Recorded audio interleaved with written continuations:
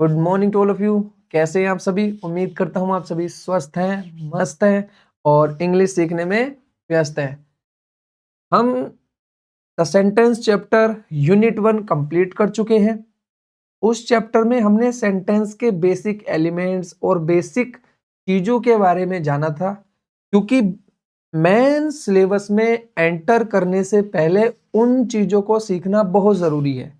देखिए, अगर आप कॉम्पिटिटिव एग्जाम के लिए इंग्लिश को सीख रहे हैं और चाहते हैं कि चीज़ें आपको रटनी ना पड़े और चाहते हैं कि चीज़ें आपको इजीली समझ में आए और हर चीज़ लॉजिकली एक्सप्लेन होके आप समझ पाओ, ज़्यादा चीज़ों को रटने के चक्कर में ना पड़ो, तो मैं आपसे कहूँगा कि यूनिट 1 का द सेंटेंस चैप्टर आपके लिए मोस्ट इम्पोर्टेंट है।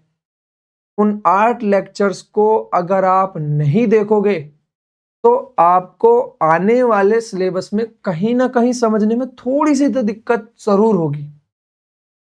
जितना अच्छे से आप उस चैप्टर को कंप्लीट कर लोगे, जितने अच्छे से आप उन पिछली क्लासेस को समझ लोगे, आगे की चीजें आपके लिए उतनी ही आसान होने वाली हैं।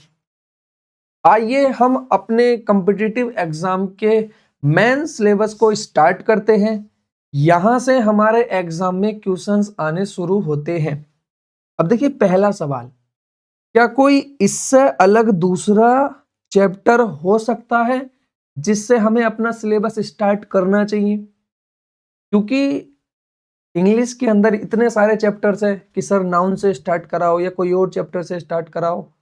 तो देखिए, मुझे नहीं लगता कि कॉम्पिटिटिव एग्जाम के लिए, आप किसी भी एग्जाम के लिए अगर इंग्लिश सीख रहे हो तो द टेंस चैप्टर जो आपके लिए है वो मोस्ट इंपोर्टेंट चैप्टर है।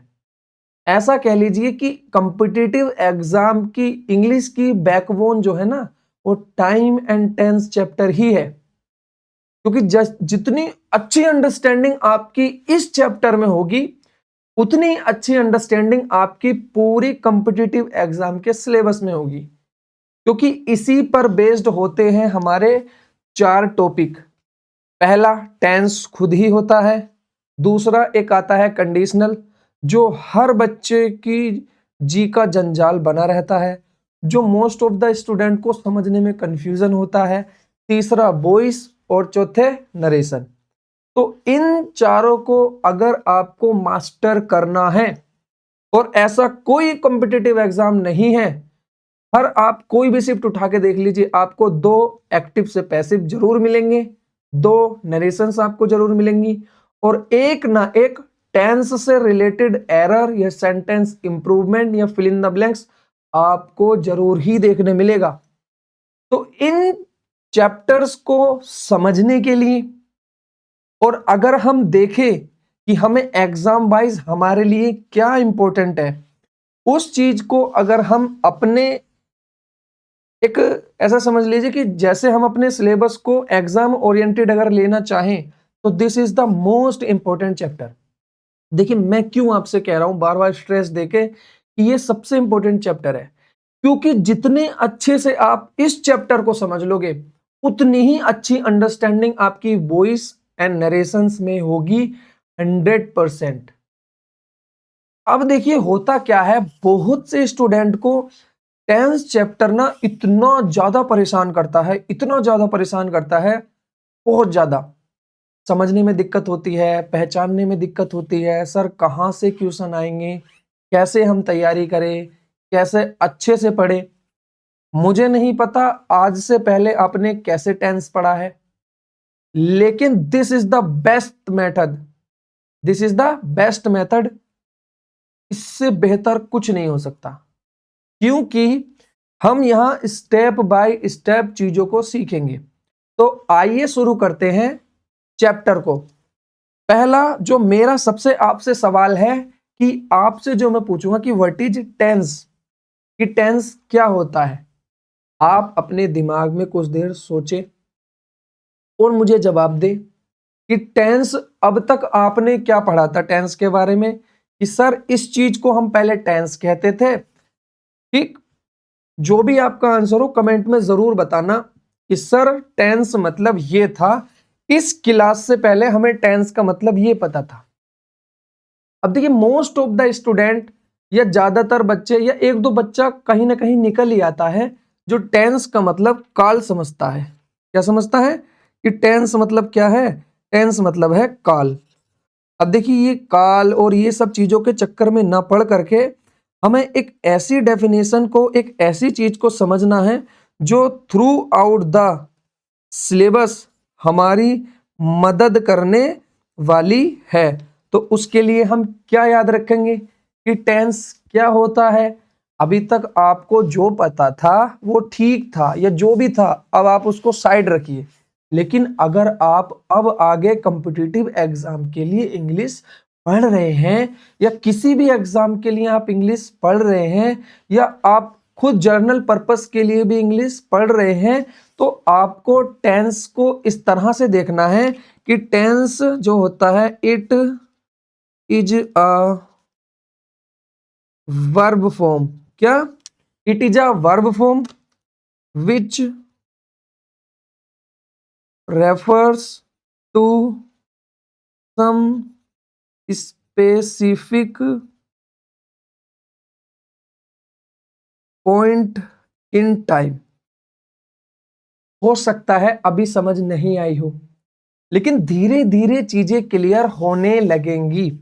अब देखिए सबसे पहली बात, अब हमें जो समझना है, आपको ना काल समझना है ना टाइम समझना है, आपको समझना है कि जो टेंस होता है, हम टेंस जो है वर्ब की फॉर्म को कहते हैं। किसको कहते हैं? वर्ब की फॉर्म को। कि वर्ब की फॉर्म कहलाती है टेंस। अब मैंने आपको यूनिट 1 में वर्ब के बारे में बताया था कि वर्ब किसको बोलते हैं। तो वर्ब होता है कोई भी ऐसा वर्ड, सेंटेंस के अंदर 8 पार्ट्स ऑफ स्पीच में से कोई एक वर्ड लिखा जाएगा। अब कोई भी ऐसा वर्ड जो किसी एक्शन को रेफर करे, एक्शन मतलब बीइंग, डूइंग या हैपनिंग, ऐसा समझ लीजिए डूइंग और हैपनिंग या स्टेट को रेफर करे। ठीक, दोबारा से बताता हूं मैं कि सेंटेंस में लिखा गया वो वर्ड जो किसी एक्टिविटी को, किसी एक्शन को रेफर करे, वो वर्ब कहलाता है। अब उस वर्ब की फॉर्म को ही हम क्या बोलते हैं? उस वर्ब की फॉर्म को हम बोलते हैं टेंस। इतना समझ आया कि वर्ब की फॉर्म क्या कहलाती है बेटा? तो वर्ब की फॉर्म कहलाती है आपका टेंस। अब देखिए ये तो हो गया इसका एक तरीके से कि क्या होती है वर्ब की, क्या होता है टेंस, ये हमें पता चल गया कि सेंटेंस में जो वर्ब की फॉर्म होती है वो बेटा टेंस कहलाती है। इतना समझ आया? देखिए आप चीजों को कठिन मत कीजिए, स्टेप बाय स्टेप समझिए। आपके दिमाग में चल रहा होगा कि सर हम टेंस कैसे आइडेंटिफाई करें, हमें टेंस पहचानना नहीं आता, सर हमारे टेंस से एरर सोल्व नहीं होती, सर हम टेंस कैसे सीखेंगे, सर ये तो बड़ा कठिन चैप्टर है, आपने इंग्लिश की शुरुआत इससे ही क्यों की है? जब आप इस चैप्टर को कंप्लीट कर लोगे, इसके बाद जो चैप्टर्स आएंगे या इसके बाद जो आपकी अंडरस्टैंडिंग होगी इंग्लिश को लेकर, तब आप मुझसे बताना कि क्या इससे अच्छा कोई और चैप्टर हो सकता था इंग्लिश सीखने के लिए। अगर आपको लगे तो आप मुझे जरूर बताना। लेकिन मैं आपसे चाहता हूं कि अगर आप रियल में इंग्लिश को रटना नहीं, समझना और सीखना चाहते हैं, तो इससे अच्छा कोई चैप्टर नहीं हो सकता। हमने आज चैप्टर का शुभारंभ किया, उस चैप्टर का नाम है टेंस। सबसे पहला सवाल जो मैंने आपसे पूछा कि बेटा टेंस क्या होता है, पढ़ेंगे तो हम टेंस जरूर और हम सीख भी लेंगे। एग्जाम में आने वाले सवाल इससे किस तरह के होते हैं वो भी सीख लेंगे।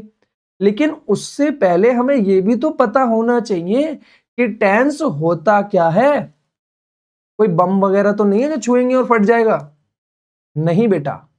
तो जो टेंस होता है, सेंटेंस में लिखे गए जो 8 पार्ट्स ऑफ स्पीच वाले वर्ड्स होते हैं, मैंने आपको बताया था यूनिट 1 में।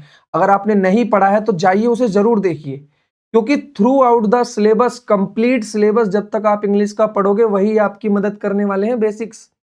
तो वर्ब जो होता है एक ऐसा वर्ड होता है सेंटेंस के अंदर लिखा हुआ जो किसी एक्शन को रेफर करता है, किसी एक्शन को बताता है। एक्शन कहते हैं किसी क्रिया को, आप ऐसे समझ लीजिए किसी काम के होने को या किए जाने को, ठीक है। तो उस वर्ड को हम कहते हैं वर्ब। अब उस वर्ब की फॉर्म को ही हम क्या बोलते हैं बेटा, टेंस बोलते हैं, ठीक है। तो सर हमें इतना तो समझ में आ गया कि जो टेंस होता है वो वर्ब की फॉर्म होती है, यानी वर्ब की फॉर्म को ही हम क्या बोलेंगे, टेंस बोलेंगे। इतना समझ आया। अब तक आपने क्या पढ़ा था उसे भूल जाएं। अगर आपने ये पढ़ रखा था तो साथ रहे, आगे बढ़े और आगे जो मैं चीजें पढ़ा रहा हूं उनको धीरे धीरे धीरे ऐड करते चले जाएं, ठीक है। बिल्कुल बेफिक्र रहे, इतना कठिन लगता हो आपको आज से पहले ये चैप्टर, आज के बाद नहीं लगेगा। अब हमने ये समझ लिया कि जो टेंस होता है हमारा वो वर्ब की फॉर्म होती है। अब क्या करती है वो वर्ब की फॉर्म, क्या काम होता है उसका, तो जो रेफर करती है, क्या करती है, रेफर करती है। क्या रेफर करती है, स्पेसिफिक पॉइंट इन टाइम, कि टाइम के कोई स्पेसिफिक पॉइंट को। अब आप ये बताएं कि एक्चुअल में टाइम क्या होता है। और सर ये भी पूछना पड़ेगा, सर हमारे एग्जाम में तो कोई लिखने के लिए थोड़ी ना आएंगे, कोई हम 6, 7 या 10, 12 का एग्जाम थोड़ी ना दे रहे हैं जो हमसे डेफिनेशन पूछेगा कि टाइम क्या होता है और टेंस क्या होता है, या इन सब की डेफिनेशन थोड़ी ना पूछेगा। तो देखिए, अगर आप चीजों को सीखोगे, उनके यूसेज को सीखोगे, कैसे सेंटेंस में करेक्शन करना है टेंस से रिलेटेड एरर्स का, तो उसके लिए आपको इन बेसिक बातों का जानना बहुत जरूरी है। तो आपको ये पता होना चाहिए कि टाइम का मतलब क्या होता है। तो देखिए, आप जो टाइम को जानते हो वो क्या है आपके लिए, और आज के बाद जो आप जानोगे वो क्या है। तो आपको पता होना चाहिए कि टाइम जो होता है एक फोर्थ डायमेंशन होती है। अब सर ये कहोगे डायमेंशन, ये तो सर आप पता नहीं क्या अलग ही बता रहे हो कि डायमेंशन का मतलब क्या होता है। जैसे आपने देखा होगा, डायमेंशन का मतलब होता है anything through which we relate something, कोई भी ऐसी चीज जिससे हम कुछ रिलेट करते हैं। जैसे आपको अपने लिए जब कपड़े सिलाने होते हैं तो हम उसको नापते हैं, सेंटीमीटर में नापते हैं, पक्की बात है। हम कपड़ों को सेंटीमीटर या मीटर में नापते हैं कि मुझे ब्लैक कलर की शर्ट सिलवानी है और मुझे 2 मीटर या 2.5 मीटर कपड़ा दे दीजिए। तो हमने उस मीटर से उस लंबाई को रिलेट कर लिया, मेजर कर लिया। इतना समझ आया। अब होता क्या है, जैसे मान लीजिए आप अपने घर में कहीं दूध लेने गए हो डेयरी से घर के लिए, तो आप जो दूध लेके आते हो उसको नापते हो किसमें, तो उसको नापते हो आप लीटर में। इतना समझ आया। यानी हमने उसको जो दूध है उसको रिलेट किया लीटर के साथ। सर समझ नहीं आ रहा, थोड़ा सा पता नहीं कंफ्यूजिंग सा हो रहा। तो आइए मैं आपको डिटेल में समझाता हूं कि अब आपको क्या समझना है कि एक्चुअल में टाइम होता क्या है। तो जो टाइम होता है वो मेजरमेंट ऑफ ड्यूरेशन और measurement of sequence of events. अब ये इवेंट्स क्या होते हैं, इवेंट्स बोलते हैं बेटा जो घटनाएं हमारे आसपास हो रही हैं, हमारे आसपास घटनाएं हो रही हैं। जैसे मान लीजिए अभी आप इंग्लिश सीख रहे हो, इसको सीखने में कितनी ड्यूरेशन लगेगी।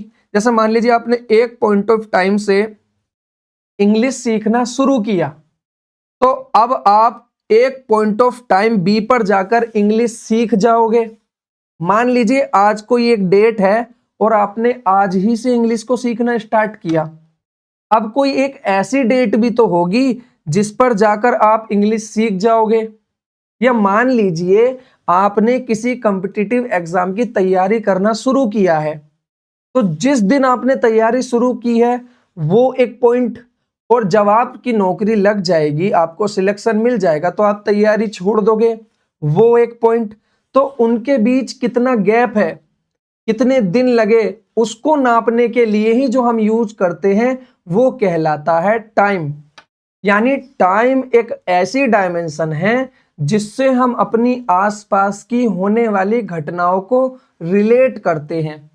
हमने कब खाना खाया, कितनी देर खाना खाया, हम कब स्कूल गए, कब स्कूल से आए, स्कूल के अंदर कितने घंटे रुके, हमने कब क्लास लेनी शुरू करी, कब क्लास बंद करी, कितने घंटे की क्लास ली, यानी जो भी हमारे आसपास हो रहा है हम जब किसी को बताते हैं तो हम उसको टाइम से मेजर कर कर बताते हैं, टाइम से रिलेट करके बताते हैं। इतना समझ आया? अभी नहीं समझ आया होगा तो मैं आपको सिंपल सी भाषा में ये बताता हूं कि टाइम जो होता है वो मेजरमेंट होती है ड्यूरेशन का। ड्यूरेशन मतलब दो पॉइंट के बीच का गैप, कि यहां से कोई चीज शुरू हुई और यहां जाके चीज खत्म हुई, उसको कितना टाइम लगा, कितनी देर तक वो हुई, 1 घंटा, 2 घंटा, 3 घंटा, वो सब हम किससे बताते हैं? वो हम टाइम के थ्रू बताते हैं। जैसे हम कपड़े की लंबाई को किसके थ्रू मेजर करते हैं? मीटर के, सेंटीमीटर के। जैसे कि हम अपने दूध को लीटर में नापते हैं, ऐसे ही जो हमारे आसपास की घटनाएं हो रही हैं हम उसको जो नापते हैं वो टाइम के थ्रू नापते हैं। हो सकता है अभी चीज समझ में नहीं आई हो, बिल्कुल फिक्र मत करो, जब तक मैं समझाऊंगा नहीं, जब तक मैं छोड़ूंगा नहीं। आप चीजों को बस कंफ्यूजिंग मत होने देना। आपको इतना समझना है कि एवरीथिंग, जो भी हमारे पास घटनाएं हो रही हैं, कहीं ना कहीं जब हम उसको बताते हैं तो हम टाइम से रिलेट करके बताते हैं। अब कहोगे सर कैसे? जैसे मान लीजिए कि ये एक टाइम है, टेंस तो हम पढ़ेंगे लेकिन उससे पहले हमें टाइम भी तो क्लियर होना चाहिए। तो आपने सुना होगा कि एक प्रेजेंट टाइम होता है और एक पास्ट और एक होता है फ्यूचर। अब प्रेजेंट किसको बोलते हैं, फ्यूचर किसको बोलते हैं और पास्ट किसको बोलते हैं? तो आप बड़े आसानी से कह दोगे सर जो अभी हो रहा है वो प्रेजेंट है, जो हो गया वो पास्ट है, और जो अभी ना हुआ है ना हो रहा है, जो होने वाला है, तो वो सारा क्या है? फ्यूचर है। मैंने कहा ठीक है, बड़ी अच्छी बात है।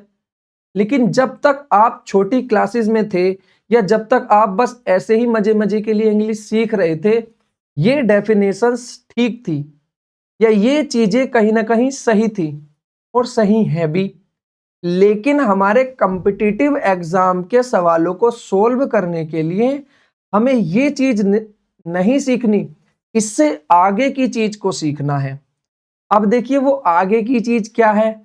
अब जैसे मैं कहूं कि 2025 क्या है? प्रेजेंट है, पास्ट है या फ्यूचर है?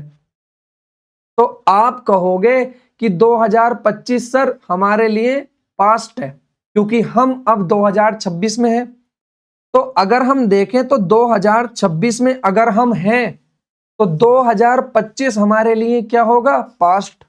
लेकिन मान लो अगर मैं यही बात आपसे 2024 में पूछता, 2024 में मैं आपसे पूछता कि 2025 बेटा क्या है? प्रेजेंट है, पास्ट है या फ्यूचर है? तो आप कहते 2024 में खड़े हुए यहां कि 2025 सर फ्यूचर है, क्योंकि अब हम कहां पर हैं? अब हम 2024 में हैं और हम किसकी बात कर रहे हैं? 2025 की। तो जहां हम हैं अगर वहां से रिलेट करें तो 2025 हमारे लिए फ्यूचर है। लेकिन अगर यही बात मैं 2026 में पूछूं कि हम अब कहां हैं, तो हम हैं अब 2026 में। तो अब 2025 हमारे लिए क्या हुआ? तो ये अब हमारे लिए क्या हुआ? अब हमारे लिए हुआ ये पास्ट। क्या हुआ? पास्ट। लेकिन अगर मान लीजिए मैं 2025 में ही आपसे पूछ लेता कि बताओ बेटा 2025 अब चल रही है, मतलब हम है भी 2025 में और मैं पूछ भी रहा हूं आपसे 2025 क्या है, तो आप क्या जवाब देते कि सर 2025 अभी प्रेजेंट है। तो कहीं आप देख रहे हो कि एक वो टाइम है जिसके बारे में हम बात कर रहे हैं, यानी एक्शन से रिलेटेड टाइम।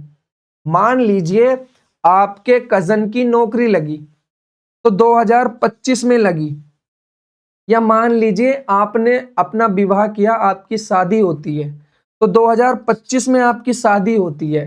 तो अगर आप 2026 में अपनी शादी के बारे में बताओगे तो वो पास्ट का एक्शन है। लेकिन मान लो 2024 में हो आप और आपकी शादी 2025 में होनी है, तो आप क्या कहोगे कि अगले साल होगी, यानी आने वाला अभी फ्यूचर है। लेकिन आप हो भी 2025 में और बता भी रहे हो कि 2025 में शादी होगी, तो आप क्या कहोगे, इसी साल होगी। तो आपके लिए वो 2025 कभी प्रेजेंट है, कभी पास्ट है और कभी फ्यूचर है। तो आप ध्यान रखना बेटा कि वो डिपेंड करता है time of reporting and time of event. एक होता है कि जो वो एक्शन है उसका टाइम, जैसा मान लीजिए हमें आजादी मिली थी, तो आजादी मिलना पीछे की एक घटना है, लेकिन आज मैं उसके बारे में बात कर रहा हूं तो वो एक पीछे की घटना है और वो एक पास्ट है।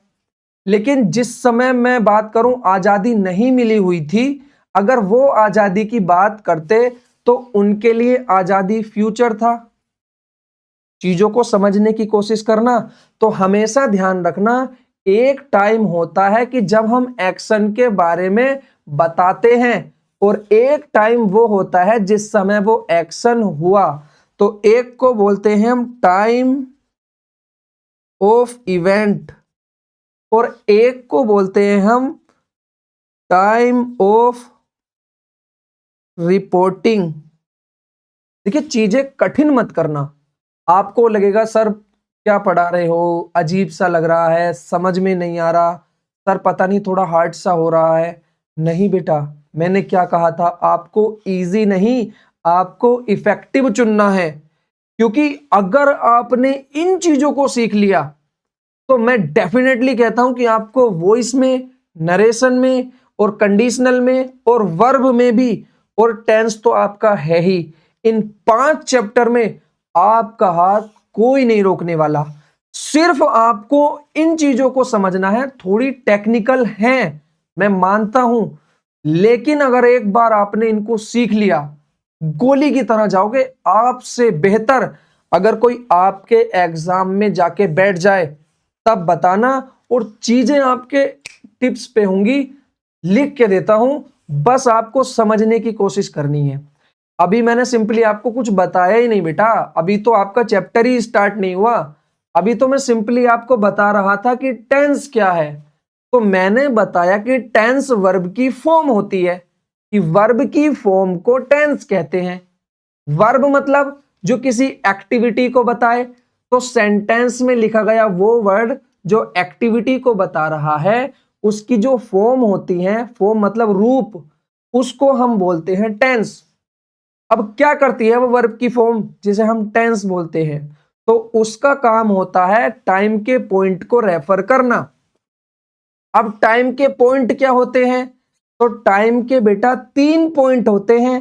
पहला होता है प्रेजेंट, दूसरा सही समझे पास्ट, और तीसरा फ्यूचर। इतना समझ आ गया। अभी देखिए, चीजें मैं आपको आसान बना दूंगा, इतनी बार आपको बताऊंगा, इतनी बार आपको समझाऊंगा, आप चैप्टर को इतनी बार चीजों को देखो। शुरू शुरू में आपको कठिन लगेगा और नहीं लग रहा तो समझ लिए आप बहुत अच्छे लेवल पे हैं। फिर तो आपको कोई मतलब आपकी तो फिर हिरस कर ही नहीं सकता, और आप सबसे बेहतरीन तरीके से सीखोगे। सिंपल, टाइम के 3 पॉइंट होते हैं, पहला प्रेजेंट, दूसरा पास्ट, तीसरा फ्यूचर। अभी तक हमने पढ़ा था कि जो इस समय है वो प्रेजेंट, जो पीछे बीत गया वो पास्ट, और जो आने वाला है वो फ्यूचर। लेकिन एग्जाम में इतना नहीं याद रखना, ऐसा नहीं इसको भूल जाओ, मैं ये नहीं कह रहा भूल जाओ, इसको भी याद रखो क्योंकि ये तो बेसिक है और ये तो हमें आना ही चाहिए। लेकिन हमें एक चीज और जोड़नी है इसके साथ, वो है टाइम ऑफ इवेंट, कि वो टाइम जिस समय कुछ घटना हुई थी, कोई एक्टिविटी हुई थी। जैसे वर्ब जो होता है किसी एक्टिविटी को रेफर करता, तो खाना खाना, ईट, ईट मतलब कोई एक्टिविटी वर्ब। अब ऐसी वर्ब की फॉर्म जो एक्शन के इवेंट को बताए, खाना कब खाया गया। अब खाना खाना, मान लीजिए मैंने खाना खा लिया, ठीक है, ये इवेंट का टाइम हो गया कि मैंने 2 बजे खाना खाया। मान लीजिए मैंने 2 बजे खाना खाया, मैंने एक सेंटेंस आपसे बोला कि 2 बजे खाना खाया। अगर ये बात मैं आपसे 1 बजे बोलूंगा मान लो, तो वो फ्यूचर हो गया। अगर मैं 2 बजे बोलूंगा तो ये प्रेजेंट हो गया। अगर यही बात मैं खाना खाने के बाद 3 बजे बोलूं तो ये क्या हो गया? पास्ट हो गया। इसका मतलब कि जो इवेंट होता है, इवेंट मतलब कोई घटना जो हमारे सेंटेंस के थ्रू हम बता रहे हैं कि वो घटना के साथ जो टाइम मेंशन है, ठीक, अब उसको हम कब बता रहे हैं, वो कहलाता है time of reporting. Time of reporting कि हम उस चीज को कब बता रहे हैं।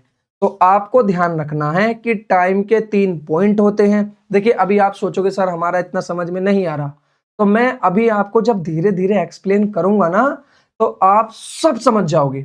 अभी तक आप ये भी तो नहीं जानते थे ना, आप पहली बार सुन रहे होगे time of event, time of reporting, sir ये क्या होता है। आप धीरे धीरे धीरे धीरे ये चीजें सीख जाओगे और यही चीजें आपको कम से कम 1,000 नहीं, 2,000 नहीं, 10,000 बच्चों से आगे ले जाके खड़ा कर देंगी।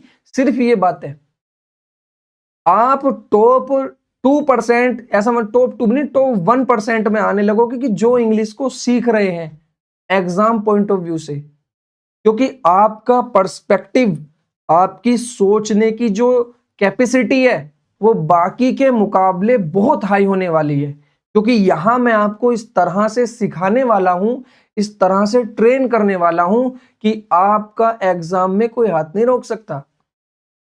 हर एक चीज आपको एग्जाम में चिल्ला चिल्ला के ऐसा कहोगे कि सर आप ही हमारे कान में बोल रहे थे। हर एक कंसेप्ट आपको, जब देखिए अभी आपको बोरिंग लगेगा, अब मान लीजिए आपने कहीं से आसान पढ़ लिया कि सर हमने टेंस पढ़ लिया, हमें किसी सर ने 20 रूल पढ़ा दिए, 30 रूल पढ़ा दिए। अब मान लीजिए वो आपको एग्जाम में जाके हेल्प नहीं करते, आपको क्लोज टेस्ट उससे पढ़ने के बाद नहीं बन रहे, आपको वॉइस में परेशानी है, आपको नरेशन चेंज करने में दिक्कत आती है, तो बेटा वो चीज सीख के क्या फायदा? आप ही मुझे बताओ। आप इस क्लास को चलो बंद कर दो, छोड़ के चले जाओ, ठीक है जाइए आप किसी और से पढ़िए। आपने किसी और से पढ़ लिया, आपने 2 घंटा पढ़ा, 3 घंटे पढ़ा, आपने पढ़ लिया, उसके बाद क्या आप अपने दिल पे हाथ रख के बताना, अगर आपसे वॉइस में क्लैरिटी नहीं है, अगर आपके टेंस चैप्टर से जो कंसेप्ट जो आपने रूल पढ़े वो रट लिए, आपके समझ में आए ना आए, लेकिन आपने रूल रट लिया कि ये आए तो ये कर देना, सेल्डम यूजुअली आए तो ये कर देना, ये आए तो ये कर देना, लेकिन आपके जब समझ में ही नहीं आएंगे तो आप उनको कब तक रख पाओगे याद? फिर बार बार आपको रिवाइज करना पड़ेगा, आप रिवाइज कर रहे हो, रट रहे हो। तो बेटा आप कोई फर्स्ट क्लास में थोड़ी ना हो कि आप 2 का टेबल आपने कितनी बार रटा है, ऐसा रूल थोड़ी ना रटोगे। चलो आप इंग्लिश के रूल रटोगे, फिर जीएस में क्या पढ़ोगे, रीजनिंग में क्या पढ़ोगे, मैथमेटिक्स में इतने सारे चैप्टर है उसमें क्या करोगे। तो बेटा जो चीजें आपको एग्जाम में समझ में आए और जो चीजें आपको एग्जाम में हेल्प करे, आपको वो सीखनी है बेटा। इजी के चक्कर में ना पढ़ना, इजी इजी के चक्कर में पढ़ने में पता क्या होता, बच्चे 3 से 4 साल खराब कर लेते, उसके बाद उन्हें लगता कि हमसे एग्जाम नहीं निकलेगा। अब एक बात बताओ, आप एक मिट्टी लीजिए बेटा, आपके यहाँ जो मिट्टी है ना, आप कुम्हार के पास जाना, कुम्हार जिस मिट्टी से एक घड़ा बना रहा हो ना, उस मिट्टी को उठा के घर ले आना। अब देखिए वही मिट्टी जो आप आधी उठा के ले आए घर, वो साधारण मिट्टी बन गई, लेकिन वही जो आधी मिट्टी कुम्हार के पास थी, उसने उसको एक ढाल दे दिया, उसकी सुराही बना दी या उसका दिया बना दिया, मान लीजिए जो आपके दिवाली पे जलता है। अब उस दिए के अंदर वो कितनी रोशनी देगा, कितनी पवित्र जगह रखा जाएगा।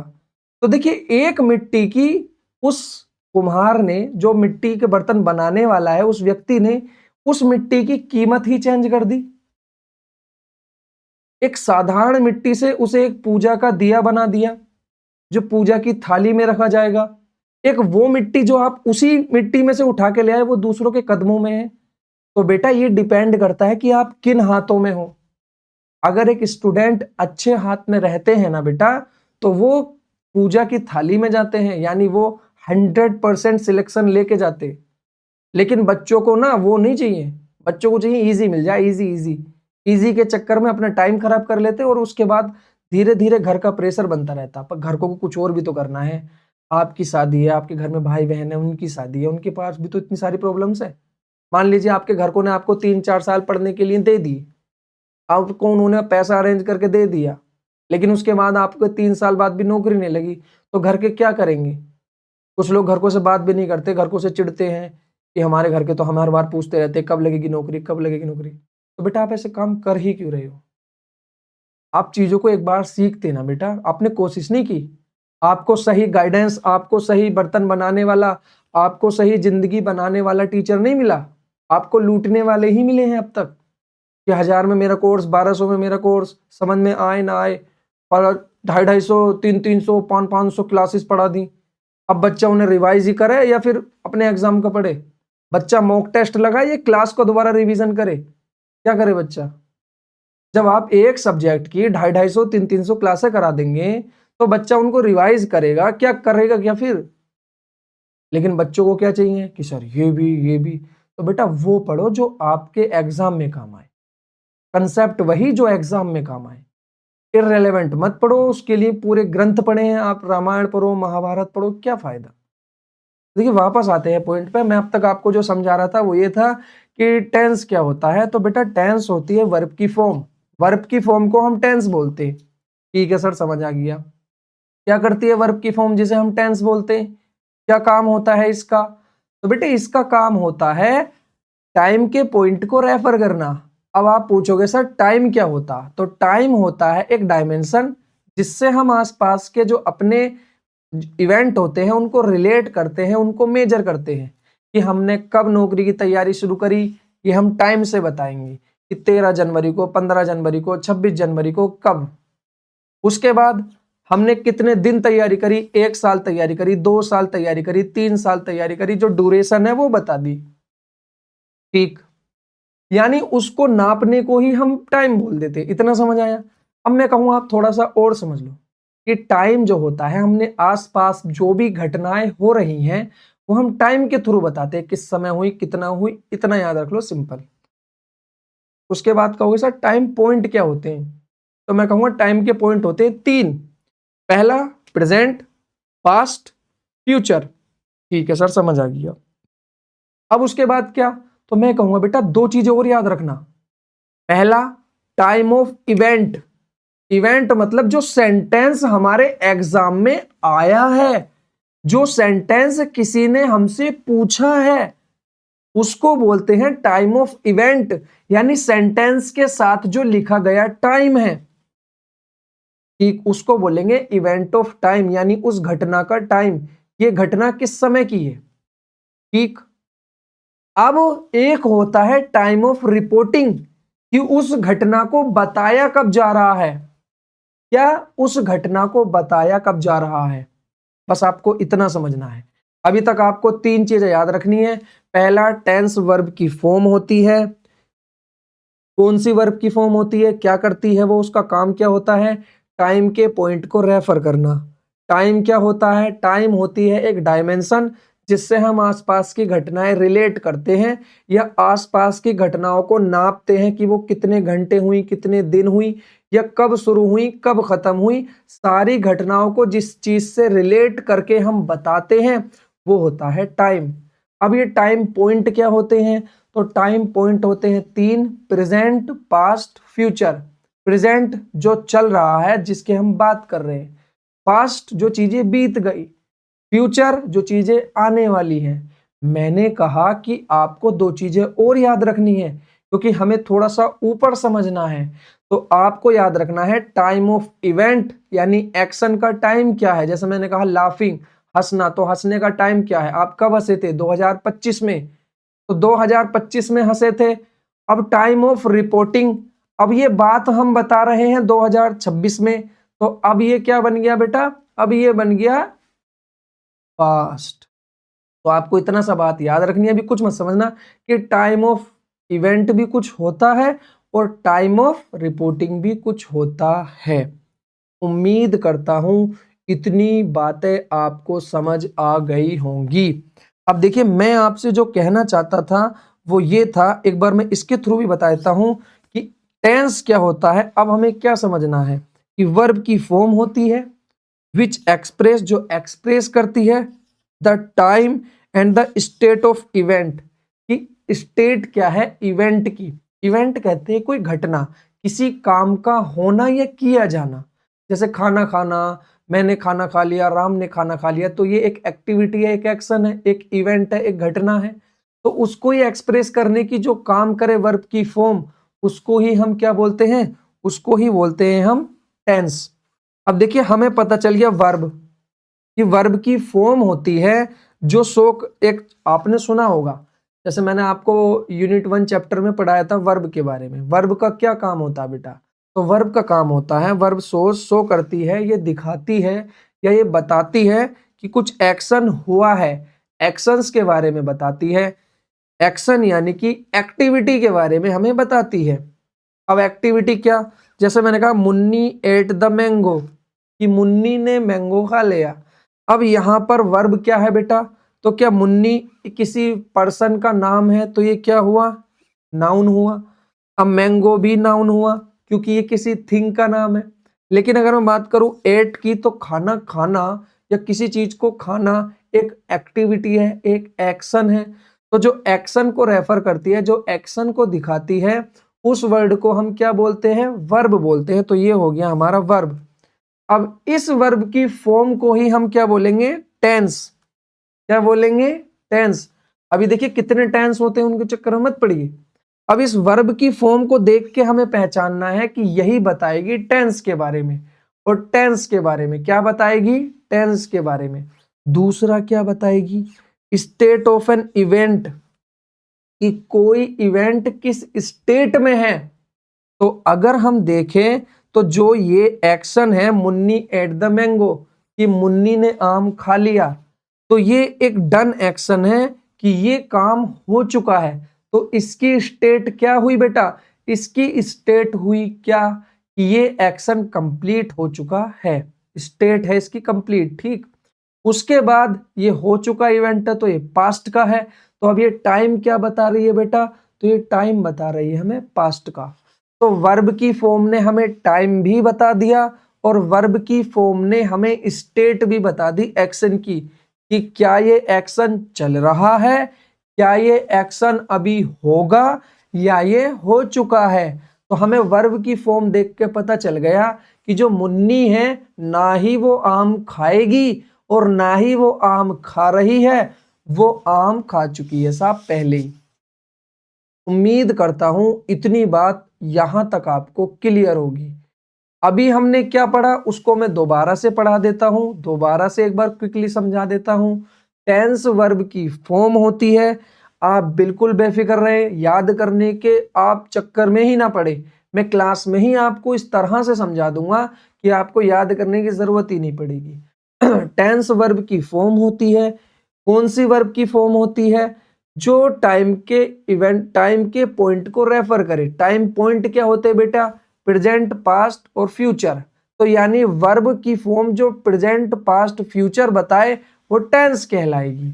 उसके बाद आपको छोटी सी बात और याद रखनी है, कि जो हमारी वर्ब की फॉर्म होगी वो एक्शन के स्टेट को भी बताएगी। एक्शन मतलब जो काम हुआ है वो अभी हो गया, या होने वाला है, या हो रहा है, उसकी स्टेट को बताने का काम भी कौन करेगी, वर्ब की फॉर्म। और वही वर्ब की फॉर्म क्या कहलाएगी बेटा, टेंस कहलाएगी।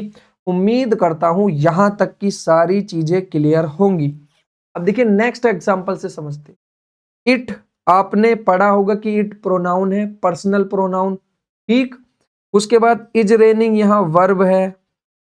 आउटसाइड, कहां पर रेनिंग हो रही है, वेयर का रिप्लाई हुआ। तो ये वेयर का रिप्लाई हुआ, तो इसका मतलब ये एडवर्ब है। मैंने बताया था कि सेंटेंस में लिखे गए वो वर्ड जो व्हेन, वेयर, व्हाई और हाउ का रिप्लाई होते हैं, वो एडवर्ब कहलाते हैं।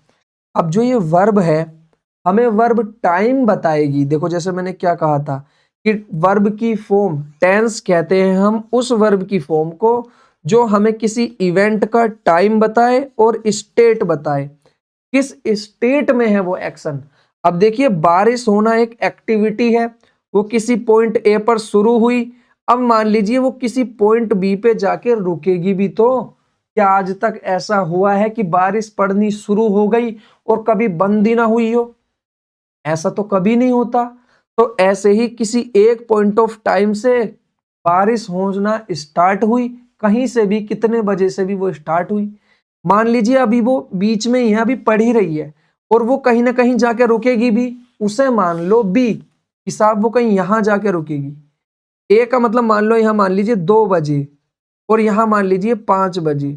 तो 2 बजे बारिश शुरू हुई और अभी कहीं बीच में है और अंदाजा मान लीजिए चलो 5 बजे कहीं भी जाकर रुकेगी, मान लिया हमने। ठीक, इसका मतलब अभी बीच में ही है ये एक्शन, यानी इस एक्शन की स्टेट क्या है, ये कंप्लीट है या इनकम्प्लीट है, अभी पूरा ही नहीं हुआ। तो ये जो बताएगी ना हमें, वो बताएगी वर्ब की फॉर्म, और उसी वर्ब की फॉर्म को हम बोलेंगे टेंस। तो जो वर्ब की फॉर्म है वो हमें टाइम भी बताएगी इवेंट का, यानी वो घटना या वो काम कब हुआ है, प्रेजेंट में, पास्ट में या फ्यूचर में। ठीक, लेकिन उसके अलावा वो जो काम है उसकी स्टेट को भी बताएगी। स्टेट का मतलब होता है उस एक्टिविटी की, उस एक्शन की, उस काम की अवस्था, कि वो काम पूरा हो गया या काम अधूरा है, अभी इनकम्प्लीट है। तो अगर हम देखें तो जो बारिश है अभी हो रही है, तो उसकी स्टेट क्या है बेटा, अभी उसकी स्टेट है इनकम्प्लीट। तो जो इनकम्प्लीट को रेफर कर रही है और इज यहां प्रेजेंट को रेफर कर रही है, तो हमें टाइम पता चल गया कि इस एक्शन का टाइम है प्रेजेंट, और हमें पता चल गया कि रेनिंग की वजह से आईएनजी फॉर्म है इज के साथ, तो हमें ये पता चल गया कि ये एक्शन अभी इनकम्प्लीट है, प्रेजेंट में इनकम्प्लीट है। मान लीजिए अगर यहाँ वॉज रेनिंग होता कि बाहर बारिश पड़ रही थी, अब हमें एक्शन की स्टेट तो पता चल गई कि कंटिन्यू है, लेकिन यहां पर टाइम क्या हो गया बेटा, यहां वाज लिखने से टाइम हो गया हमारा पास्ट का। उम्मीद करता हूं यहां तक थोड़ा सा जरूर क्लियर होगा। अगर थोड़ा सा क्लियर है ना तो आप मुझ पे छोड़ दे, सारा मैं क्लियर करवा दूंगा।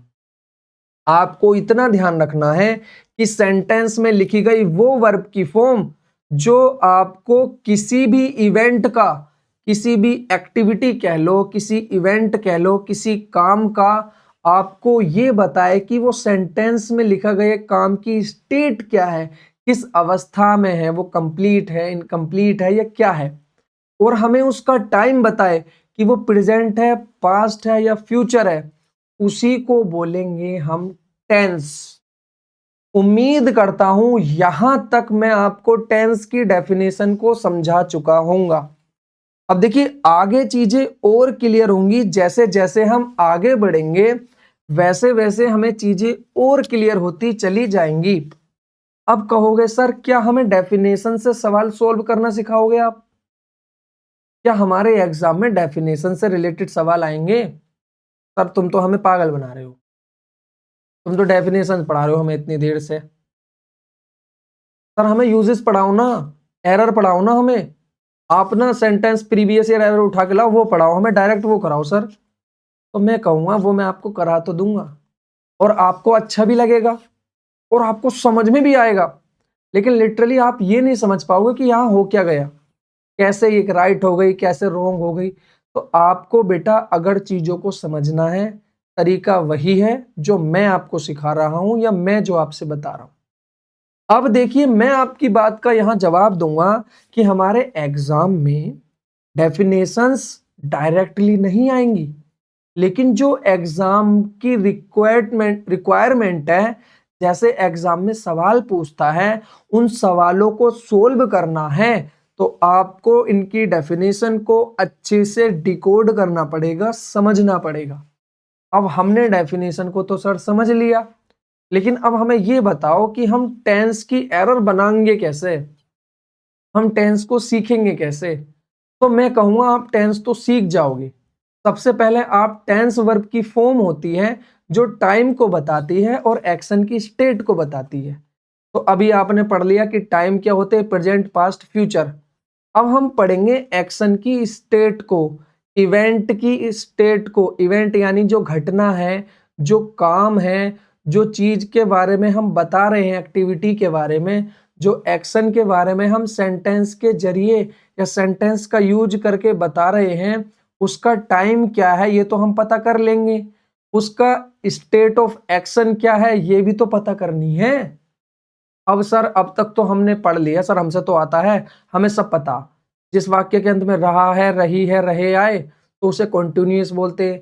जिस वाक्य के अंत में ता है, ती है ये आ जाए उसे हम इंडेफिनिट बोलते हैं, ये बोलते हैं, पता नहीं क्या क्या बताएंगे। तो मैं आपसे एक सवाल पूछूंगा, आप अपने दिल पे हाथ रख के बताओ कि आपके एग्जाम में जो इंग्लिश आती है वो हिंदी में आती है या इंग्लिश में?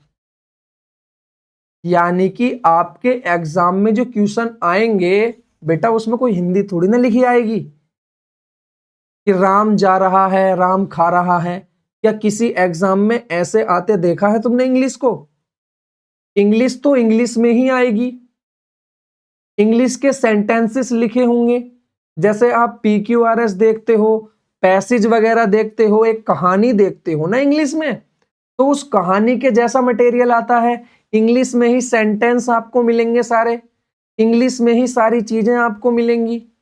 तो बेटा आपको इंग्लिश में पहचानना आना चाहिए ना कि टेंस कैसे पहचानोगे, वर्ब की फॉर्म किस टाइम को बता रही है, प्रेजेंट को, पास्ट को, फ्यूचर को, ये भी तो समझना है। किस स्टेट को बता रही है, कंप्लीट है, इनकम्प्लीट है, फ्रीक्वेंट एक्शन है या फिर परमानेंट एक्शन है या कंप्लीट इनकम्प्लीट दोनों है, ये भी तो समझना है। और ये तो इंग्लिश में ही समझोगे बेटा। आपके एग्जाम में आप खुद बताओ, अच्छा क्या आपके एग्जाम में हिंदी में आएगा? तो बेटा आपने हिंदी रट क्यों रखी है? आप क्यों नहीं भूल रहे उसको कि रहा है, रही है तो कंटिन्यूअस है? नहीं बेटा ऐसे काम नहीं चलेगा। अब हमें टेंस को आइडेंटिफाई करना सीखना है, वर्ब की फॉर्म को आइडेंटिफाई मतलब पहचानना सीखना है कि इंग्लिश में अगर हम इस वर्ब की फॉर्म को देखेंगे तो वो वर्ब की फॉर्म प्रेजेंट को, फ्यूचर को, इस चीज को रेफर करेगी। अब कहोगे सर इतनी देर से वर्ब की फॉर्म, वर्ब की फॉर्म, वर्ब की फॉर्म कर रहे हो, वर्ब की फॉर्म होती क्या है? अब जैसे मैं समझाता हूं, जैसे मान लीजिए स्पीक है, अब स्पीक है और एक वर्ड सिटी है। अब आप पहले ये बताओ कि इन दोनों में से कौन सा वर्ड वर्ब है? तो आप कहोगे कि सिटी किसी प्लेस का, किसी एक प्लेस को कहते हैं, तो हमने ये नाउन बता दिया कि ये किसी प्लेस का नाम है, नाउन है। लेकिन जो ये स्पीक है, बोलना है, ये एक्टिविटी है। तो एक्टिविटी को जो रेफर करता है, एक्शन को जो बताता है, वो वर्ड क्या कहलाता है हमारा? वो वर्ड कहलाता है हमारा वर्ब। अब इस वर्ब की अपनी फॉर्म होती है, जैसे आपने सुना होगा इंग्लिश स्पीकिंग, तो जो ये स्पीकिंग होती है बेटा, ये इसकी ही तो वर्ब फॉर्म हुई। जैसे स्पोकन इंग्लिश आपने सुना होगा, तो ये इसकी ही तो फॉर्म है। जैसे आपने स्पीक्स सुना होगा, तो देखिए ये एक वर्ड है और उसके इतने सारे रूप हैं। तो ये जो वर्ब की फॉर्म होती हैं, इनको ही हम टेंस बोलते हैं। और इन वर्ब की फॉर्म को देखकर हमें पहचानना है कि वो प्रेजेंट को रेफर कर रही है या प्रेजेंट को दिखा रही है या बता रही है, या फ्यूचर को दिखा रही है या बता रही है, या फिर पास्ट को दिखा रही है या बता रही है। इतना समझ आया? उम्मीद करता हूं यहां तक आपको ये पता चल गया होगा कि टेंस क्या है, वर्ब की फॉर्म है। वर्ब की फॉर्म क्या होती है? जो वर्ब होता है वो एक्टिविटी को बताता है, और उस एक्टिविटी बताने वाले वर्ब की फॉर्म होती है first form, second form, third form, आपने सुना होगा, और आईएनजी फॉर्म। उन सारी फॉर्म्स को ही हम टेंस बोलते हैं। उन फॉर्म्स का काम क्या होता है सेंटेंस के अंदर? उन फॉर्म का यानी वर्ब की फॉर्म्स का काम होता है टेंस को बताना, सॉरी टाइम के पॉइंट को बताना कि प्रेजेंट है, पास्ट है या फ्यूचर है। ठीक है, एक बात। दूसरा काम एक्शन की स्टेट को बताना कि वो जो काम इवेंट है वो प्रेजेंट का तो है, लेकिन क्या वो कंप्लीट है? प्रेजेंट का तो है, लेकिन क्या वो कंटिन्यू है, इनकम्प्लीट है? प्रेजेंट का तो है, लेकिन क्या वो परमानेंट है? तो यही चीज जो बताएगी वही हमारी कहलाएगी टेंस। उम्मीद करता हूं यहां तक की सारी चीजें क्लियर होंगी। अब देखिए मैं आपको इतना समझाता हूं, इतना मैंने बता दिया आपको। अब आपको क्या करना है? अब आपको ये समझना है कि जो वर्ब होती है वो रेफर करती है एक्शन को। इतना आप पढ़ते आ रहे हो शुरू से। अब देखिए जो एक्शन होते हैं वो कंप्लीट और डन होते हैं। अब ये कंप्लीट और डन एक्शन क्या होते हैं? देखिए सबसे पहले मैं आपको एक्शंस बता देता हूं कि एक्शन कितने प्रकार के होते हैं। जैसे मान लीजिए आप हो, आपने अपने एग्जाम की तैयारी शुरू की, मान लीजिए इस पॉइंट से। ये कोई पॉइंट है, एक तारीख है, अभी मैं इसको नाम नहीं दे रहा, आप इसको एक पॉइंट मान लो। एक आपने तैयारी शुरू करी होगी बेटा, तो वो कोई एक तारीख तो होगी जरूर, या आपने ऐसी रैंडम कर दी। आपको याद ना हो वो एक अलग बात है, लेकिन ऐसा पॉइंट का टाइम पॉइंट तो जरूर होगा जहां से आपने चीजें स्टार्ट करी हैं। तो उसको हमने ए मान लिया कि यहां से चीजें स्टार्ट हुई। अब मान लीजिए आपने 1 साल 2 साल या जितनी भी मेहनत लगा के तैयारी करी, और आपने बी पर जाकर आप डेफिनेटली पता है कि एक ना एक दिन तैयारी जरूर छोड़ोगे। ऐसा कोई बच्चा नहीं होता जो तैयारी शुरू कर दे और जब तक मरेगा नहीं बस पढ़ ही रहा है। पता चला अर्थी पे भी किताबों को लेके जा रहा है, जनाजे पे भी किताब ही जा रही है उसके। ऐसा तो कहीं नहीं देखा ना बेटा, जर्नल केसेस में ऐसा नहीं होता। हमने तैयारी शुरू करी है, एक पॉइंट ऑफ टाइम पे जाके उसे बंद करना पड़ेगा। नौकरी लगे या ना लगे फिर कुछ और देखेंगे, नौकरी लग जाए तो वो अच्छी बात है। तो अगर हम देखें तो हमें पता है कि ये एक्शन यानी ये घटना, ये काम एक पॉइंट पे शुरू हुआ और एक पॉइंट पे जाके खत्म होगा। जैसे बारिश का होना, तो बारिश का होना एक टाइम से शुरू हुई और एक टाइम पे जाके खत्म हो गई। तो ऐसे इवेंट, ऐसी घटनाएं या ऐसी बातें या ऐसे काम जो एक डेफिनिट टाइम पर शुरू हो और एक डेफिनेट पॉइंट ऑफ टाइम पे खत्म हो जाएं, उनको बोलते हैं कंप्लीट और डन एक्शन, कि वो कंप्लीट हो गए। आपने तैयारी शुरू की और 1-2 साल बाद आपकी नौकरी लग गई, यहां आके आपकी नौकरी लग गई, आपने बैग पैक किया, अपनी किताबें घर पहुंचा दी, तो वो एक्शन नौकरी लगने का, प्रिपेयर करने का कंप्लीट हो गया। तो वो कंप्लीट और डन एक्शन है। तो यानी कुछ ऐसे एक्शन भी होते हैं, जैसे आपने खाना खा लिया, I have done my work, आपने अपना वर्क कर लिया। या मैं आपको जो होमवर्क एक्सरसाइज देता हूं तो आप कहोगे I have done my homework, कि मैंने अपना होमवर्क डन कर दिया।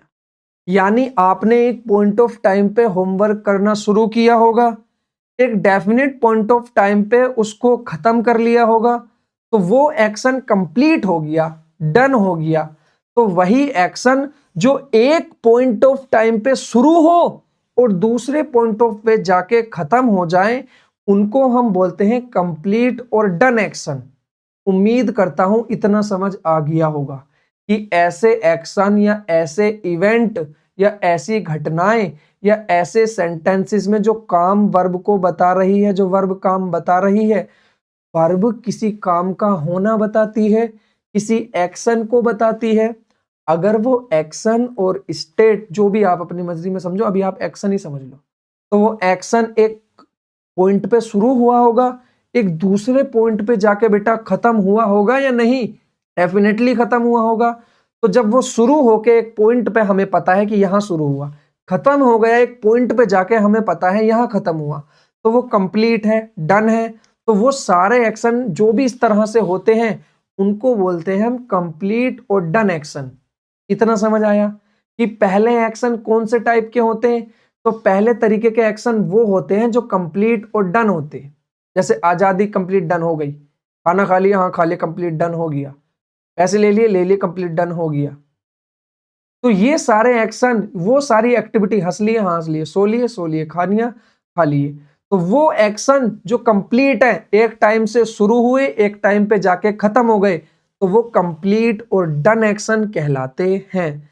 यानी कि हम वर्ब के थ्रू रेफर करते हैं एक्शन को, और उनमें से कुछ एक्शन ऐसे होते हैं जो कंप्लीट और डन एक्शंस होते हैं। यानी उन एक्शन की स्टेट क्या है, उनकी अवस्था क्या है कि वो कंप्लीट हो चुके हैं। खाना खाने की स्टेट क्या है? खा लिया क्या बेटा? तो आप कहोगे हाँ सर खाना हमने खा लिया। तो खाना खाना एक एक्टिविटी है और वो एक्टिविटी कंप्लीट है, डन है। तो हम उनको बोलेंगे कि वो सारी एक्टिविटी या वो सारे एक्शंस, वो सारे इवेंट कंप्लीट और डन की कैटेगरी में चले जाएंगे। इतना समझ आया? उम्मीद करता हूं आगे की चीजें और समझ आएंगी। दूसरा, जो वर्ब होती है उसके थ्रू रेफर्स करते हैं हम एक्शंस को। हम पढ़ते चले आ रहे हैं पहली क्लास से। अब देखिए रेफर्स करते हैं एक्शन को। अब उन एक्शन की स्टेट जो होती है इनकम्प्लीट और गोइंग ऑन भी तो होती है। जैसे मान लीजिए अभी आपने लेक्चर्स लेना स्टार्ट किया है, तो आपने एक डेफिनेट पॉइंट ऑफ टाइम 9 बजे ये लेक्चर लेना स्टार्ट किया है। अब जितने भी देर का होगा आपको पता है कि ये कहीं ना कहीं जाकर मान लीजिए 10 बजे जाकर ये खत्म होगा, लेकिन अभी आप बीच क्लास में हैं, तो जो ये लेक्चर लेने का जो इवेंट है, जो ये घटना है, जो ये एक्टिविटी है, जो ये काम है, क्या अभी ये कंप्लीट है, डन है या इनकम्प्लीट है बेटा? तो आप कहोगे सर अभी तो हम क्लास ले रहे हैं, अभी ये कंप्लीट नहीं है। तो ऐसे एक्शन जो अभी एक डेफिनेट पॉइंट ऑफ टाइम से स्टार्ट तो हो गए हैं होना, लेकिन जहां वो जाके खत्म होंगे, किसी पॉइंट पे जाके क्लास खत्म तो होगी, कहीं कभी ना कभी तो खत्म होगी, उस पॉइंट ऑफ टाइम पे जाके खत्म होगी, लेकिन अभी खत्म नहीं हुई है, अभी वो बीच में ही है। तो इसका मतलब ये वाले एक्शन कहलाते हैं क्या? Incomplete action, on going action. अब देखिए गोइंग ऑन एक्शन या ऑन गोइंग एक्शन जो आप चाहो उससे समझ लो। अब मैं आपसे कहूंगा कि एक तो होते हैं जो कंप्लीट हो गए होते हैं, एक जो होते हैं जो कंप्लीट नहीं हुए, अभी बीच में ही है। एक टाइम से शुरू हुए, अभी चल रहे हैं, एक पॉइंट ऑफ टाइम पे जाके खत्म हो जाएंगे। बिल्कुल सही बात। अब एक बात बताओ, क्या सारे एक्शंस ऐसे ही होते हैं इस दुनिया के? तो मैं कहूंगा नहीं, उन एक्शन की दो कैटेगरीज और होती हैं। अब देखिए क्या, कि जो वर्ब होती है, वर्ब मतलब रेफर्स टू सम एक्शन, कि वर्ब जो होती है वो रेफर करने का काम करती है, दिखाने का काम करती है, बताने का काम करती है एक्शंस को। अब उन एक्शंस की अपनी स्टेट होती है कि वो एक्शन किस स्टेट में है, किस अवस्था में है। तो कुछ एक्शंस होते हैं कंप्लीट स्टेट में, डन स्टेट में, कंप्लीट मतलब पूरे हो चुके होते हैं वो। कुछ एक्शंस होते हैं, अभी पढ़ा था हमने इनकम्प्लीट, एक टाइम पे शुरू हुए, एक टाइम पे खत्म होंगे, लेकिन अभी कहीं बीच में है, इनकम्प्लीट हैं, ऑन गोइंग हैं, तो उनको बोलते हैं हम इनकम्प्लीट एक्शन। लेकिन कुछ एक्शन परमानेंट भी होते हैं और कुछ फ्रीक्वेंट एक्शन भी होते हैं, जैसे कि सूरज का निकलना। मैं कहूं कि सूरज पूरब से निकलता है, अगर हम देखें तो आप क्या करोगे, ये कोई कंप्लीट एक्शन है या इनकम्प्लीट एक्शन है? तो अब हम ये देखेंगे कि ये परमानेंट एक्शन है। हमेशा जो सूरज है, देखिए क्लास हो सकता, जैसे मैंने आपको क्लास का एग्जांपल लेके यहां बताया, क्लास हो सकता आज 9 बजे शुरू हुई हो, कल को 10 बजे हो जाए, परसों को ये हो जाए या हो ही ना। लेकिन सूरज का निकलना, अगर सूरज पूरब से निकलता है तो क्या पश्चिम से आ सकता है? सूरज का निकलना जिस दिशा से तय है वो तय है तो तय है, उसे कोई नहीं बदल सकता। जैसे पानी का उबलना, जैसे मैंने कहा water boils at 100 degree Celsius. अब देखिए ये क्या है, तो ये एक्शन है कैसा, कि जब जब आप पानी को 100 डिग्री तक गर्म करोगे वो आपका उबलेगा ही। तो ऐसे एक्शन जो परमानेंट होते हैं, ना हमें उनका ये पता है कि वो कब शुरू हुए, आज से 10 साल पहले किसी ने पानी उबाला होगा तो वो भी जब भी 100 डिग्री सेल्सियस पे ही उबलता होगा, आज भी 100 डिग्री सेल्सियस पे ही उबलता है। सूरज कल भी पूरब से निकलता था, 10 साल पहले भी पूरब से निकलता था। वो अलग बात है कि हमें पहले दिशाओं का ज्ञान नहीं था, लेकिन सूरज जहां से पहले से निकलता आ रहा है वो आज भी वहीं से निकलता है। क्या वो परमानेंट एक्शन है या नहीं? तो कुछ एक्शंस ऐसे भी होते हैं जो परमानेंट होते हैं। कैसे होते हैं? परमानेंट होते हैं। जैसे आपका जो एक्शन है, जैसे मान लीजिए आपकी एक हैबिट है, आप सुबह को रोज दांत मांजते हो, तो आप क्या करते हो, सुबह उठे दांत मांजे, फिर वो काम रुका, कुछ देर के लिए सस्पेंड हो गया, फिर अगले दिन फिर मांजे। तो जो हैबिट्स होती हैं ये फ्रीक्वेंट वे में होती है। कैसे वे में होती हैं? फ्रीक्वेंट और परमानेंट। तो ऐसे एक्शन जो परमानेंट और फ्रीक्वेंट होते, यानी उनका होना और उनकी फ्रीक्वेंसी तय है कि एक दिन होगा, एक रात होगी, और इस तरह से चीजें चलेंगे कि वो चीजें परमानेंट हैं भाई, वो तय हैं, उनका कोई नहीं बदल सकता। ना हमें उनका ये पता कि वो कब शुरू हुई, ना हमें ये पता कि वो कब खत्म होंगी। क्या किसी को ये पता है कि सूरज पश्चिम से कब निकलेगा? तो हम उनको क्या बोलते हैं? तो जो ये हमारे एक्शन होते हैं, तो वर्ब जो है एक्शन को रेफर करती है, और वो एक्शन जो परमानेंट और फ्रीक्वेंट होते हैं, वो ऐसे एक्शंस होते हैं ना हमें इनका एक डेफिनेट टाइम पता है कि ये कब से होना शुरू हुए, ना हमें ये पता है कि ये कब तक होंगे। ध्यान रखना, कंप्लीट एक्शन में हमें पता था कि एक्शन कब शुरू हुआ, काम कब शुरू हुआ और कब खत्म हुआ। हमें इनकम्प्लीट में ये पता था कि सेंटेंस एक पॉइंट से शुरू हुआ है, सॉरी, एक्शन एक पॉइंट से शुरू हुआ है, एक्शन किसी दूसरे पॉइंट पे जाके खत्म होगा जरूर, लेकिन वो अभी बीच में है, अभी खत्म नहीं हुआ, तो उसको बोलेंगे हम इनकम्प्लीट एक्शन। लेकिन कुछ एक्शन ऐसे भी होते हैं जो परमानेंट होते हैं, फ्रीक्वेंट होते हैं, मतलब ना हमें उनका आना शुरू होना पता है कि वो कब शुरू हुए, ना हमें उनका अंत पता है कि वो कब होंगे। जैसे आपने सूरज का निकलना आप ले लीजिए, पानी का क्या होना, उबलना आप ले लीजिए, पहले भी पता नहीं कब से 100 डिग्री पे उबल रहा है, आगे भी कब तक उबलेगा। या फिर मान लीजिए आप सूरज के निकलने को पश्चिम से आज भी है, और जैसे पृथ्वी जो है वो चक्कर काटती है, रिवॉल्व करती है, रिवोल्यूशन करती है अराउंड द सन, ठीक है। तो इसका क्या मतलब है बेटा कि वो आज भी करती है, कब से करती आ रही है हमें नहीं पता, कब तक करेगी हमें नहीं पता। तो क्या हम बता सकते हैं कि ये कंप्लीट है या इनकम्प्लीट है? नहीं बता सके। तो जो कंप्लीट और इनकम्प्लीट में डिफाइन ही नहीं किए जा सकते ऐसे एक्शन, ना इनका हमें शुरू पता है ना हमें इनका लास्ट पता है। आप कब बताओगे? अच्छा ही बताओ, आप अपनी मर्जी से बताओ। मैं आपसे पूछूं कि ये एक्शन पूरा हो गया, ये काम पूरा हो गया, तो आप देखोगे ये काम शुरू कब हुआ था और देखोगे खत्म कब होगा। अगर वो उनने काम की ड्यूरेशन पूरी कर ली, सर खत्म हो गया, या फिर आप कहोगे सर यहाँ 2 बजे शुरू हुआ था, 4 बजे तक खत्म हो जाएगा, लेकिन अभी 3 बजे हैं तो खत्म नहीं हुआ, तो इसका मतलब क्या हुआ कि वो अभी इनकम्प्लीट है। लेकिन क्या आप पृथ्वी का घूमना बता सकते हो कब शुरू हुआ, कब खत्म होगा? तो शायद आप नहीं बता पाओ। सूरज का निकलना बता सकते हो, पूरब से क्यों निकलता है, कब से निकलना शुरू हुआ, कब से निकल रहा है, कब तक निकलेगा। तो ऐसे एक्शन जो कंप्लीट और इनकम्प्लीट होते ही नहीं, वो परमानेंट होते हैं, फ्रीक्वेंट होते हैं, परमानेंट होते हैं, फ्रीक्वेंट होते हैं। तो उन एक्शंस को वर्ब रेफर करती है, और इनको बोलते हैं हम इनडेफिनिट एक्शन। क्या बोलते हैं? Indefinite action. क्या बोलते हैं? इनडेफिनिट।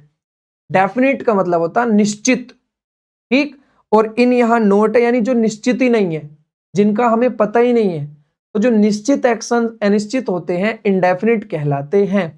तो जो परमानेंट और फ्रीक्वेंट होते हैं वो हमारे क्या कहलाते हैं? इंडेफिनिट एक्शंस कहलाते हैं। उम्मीद करता हूं यहां तक की चीजें अभी कम समझ आई होंगी, और आ गई हैं तो बहुत अच्छी बात है। आइए मैं आगे चीजों को क्लियर करता हूं कि आगे चीजें क्या है। अब हमने ये समझ लिया कि अगर हम गौर से देखें तो हमारे एक्शन साफ हमें 3 तरह के दिखाई दे रहे हैं। पहला, कोई भी अगर काम है या तो वो कंप्लीट और डन होगा, अगर कोई किसी काम की स्टेट है इनकम्प्लीट होगी, या फिर ऑन गोइंग आप कह लीजिए।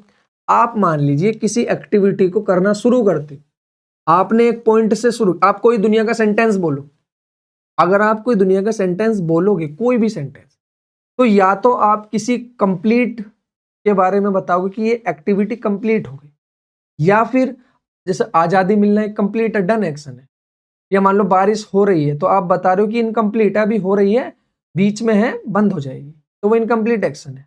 तो ऐसे ही आप जितने सेंटेंस बोलोगे वो अगर हम देखें तो अभी हमने 3 कैटेगरी में बांट ली है कि या तो वो कंप्लीट और डन एक्शंस होते हैं जिनके बारे में हम बात कर रहे हैं, या वो इनकम्प्लीट और ऑन गोइंग एक्शंस होते हैं, यानी कि अभी चल रहे हैं, अभी इनकम्प्लीट है। या फिर वो परमानेंट और फ्रीक्वेंट होते हैं। ना हमें उनका शुरू होना पता है कि वो कहाँ से शुरू हुए, ना हमें ये पता है कि वो कहाँ जाके खत्म होंगे। तो वो भी तो एक्शंस को हम बता सकते हैं, सूरज का निकलना, पृथ्वी का घूमना, पानी का उबलना। तो ये एक्टिविटीज हैं परमानेंट और फ्रीक्वेंट, तभी तो है। ना ये कंप्लीट है और ना ही ये इनकम्प्लीट है। ये क्या है? ये है परमानेंट और फ्रीक्वेंट। तो ऐसे एक्शंस हमारे कहलाते हैं इंडेफिनिट स्टेट के एक्शन।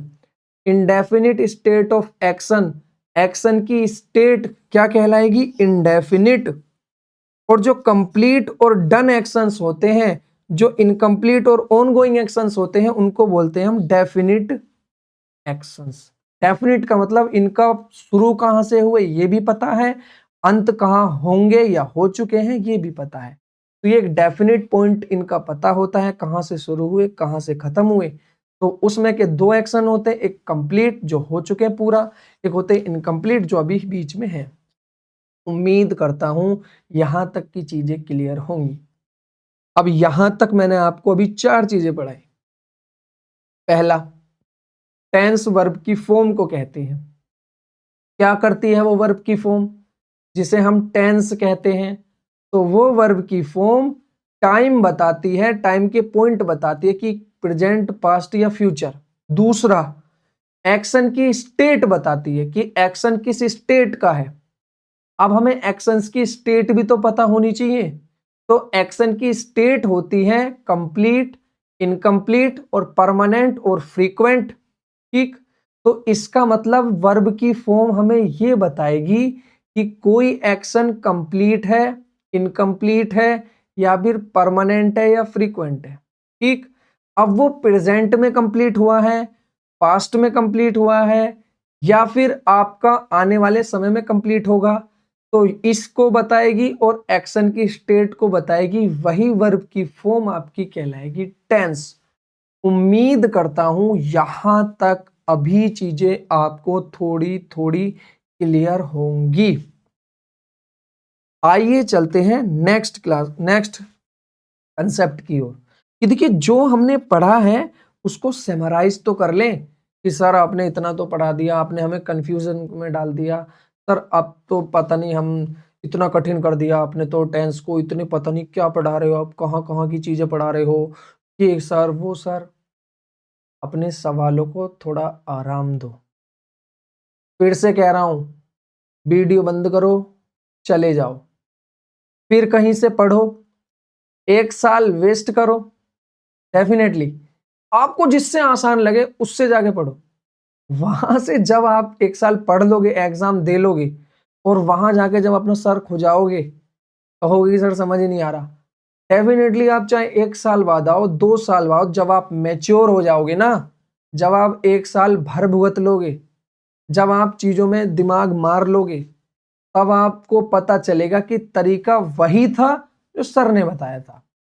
इतने कॉन्फिडेंस से इसलिए बोल रहा हूं कि बेटा मैंने भी एक बार ट्राई कर लिया है रूल्स वगैरह से इंग्लिश को सीखने का। हुआ क्या कि मैं एक कोचिंग में, मैंने कोचिंग लगाई मुखर्जी नगर के अंदर। तो जब मैं दिल्ली मुखर्जी नगर गया, चलो आज बता देता हूँ मैं जरा तुमसे, मैं क्यों बार बार मना करता हूँ। तो वहां जब मैंने पढ़ना शुरू किया तो चैप्टर कुछ अटपटा ही शुरू हुआ, अब क्या बताऊं। टेंस भी शुरू हुआ, टेंस भी पढ़ा मैंने।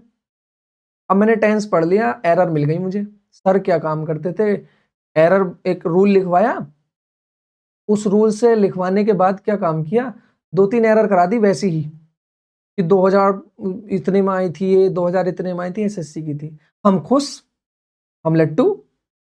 अरे सर वहां, सर हमसे तो अब एरर बनने लगी, हमने तो पहली क्लास में जाके एरर बना ली। सर तो बड़े बढ़िया हैं, सर तो एकदम जाओ उनकी क्लास में तो पहली क्लास से ही एरर आनी शुरू। अब जब हम एग्जाम में बैठे, एग्जाम में कुछ समझ नहीं आया, यहां तक कि इंग्लिश में सेंटेंस में लिखे क्या है, उनका मतलब क्या है, मतलब काला अक्षर भैंस बराबर हो गया हमें इंग्लिश में जाके वहां। फिर हमने बड़ा ही सर में हाथ मारा कि ये कहाँ ही फंस गए। तब हम इन चीजों पे शिफ्ट हुए। तो बेटा चीजें यही हैं, आप 1 साल खराब कर लोगे, आपको आना यही है, रास्ता यही है बेटा। इंग्लिश को समझना है। आप देखिए वो बच्चे अगर हैं आपकी, मान लीजिए आपने बीटेक कर रखा है, आपने सारी चीज़ इंग्लिश में पढ़ी है, आपको इंग्लिश स्पीकिंग भी आती है, आपको मतलब बढ़िया है इंग्लिश, वोकैबुलरी आपकी अच्छी है, कॉम्प्रिहेंशन आपका अच्छा है, आप इंग्लिश पढ़ के समझ लेते हो। बस आपको क्या काम करना है, एग्जाम में एरर सोल्व करनी है। तो आप हो सकता है कि उन एरर को याद कर पाओ, क्योंकि देखिए आपके पास वोकैबुलरी याद करने का समय बच गया।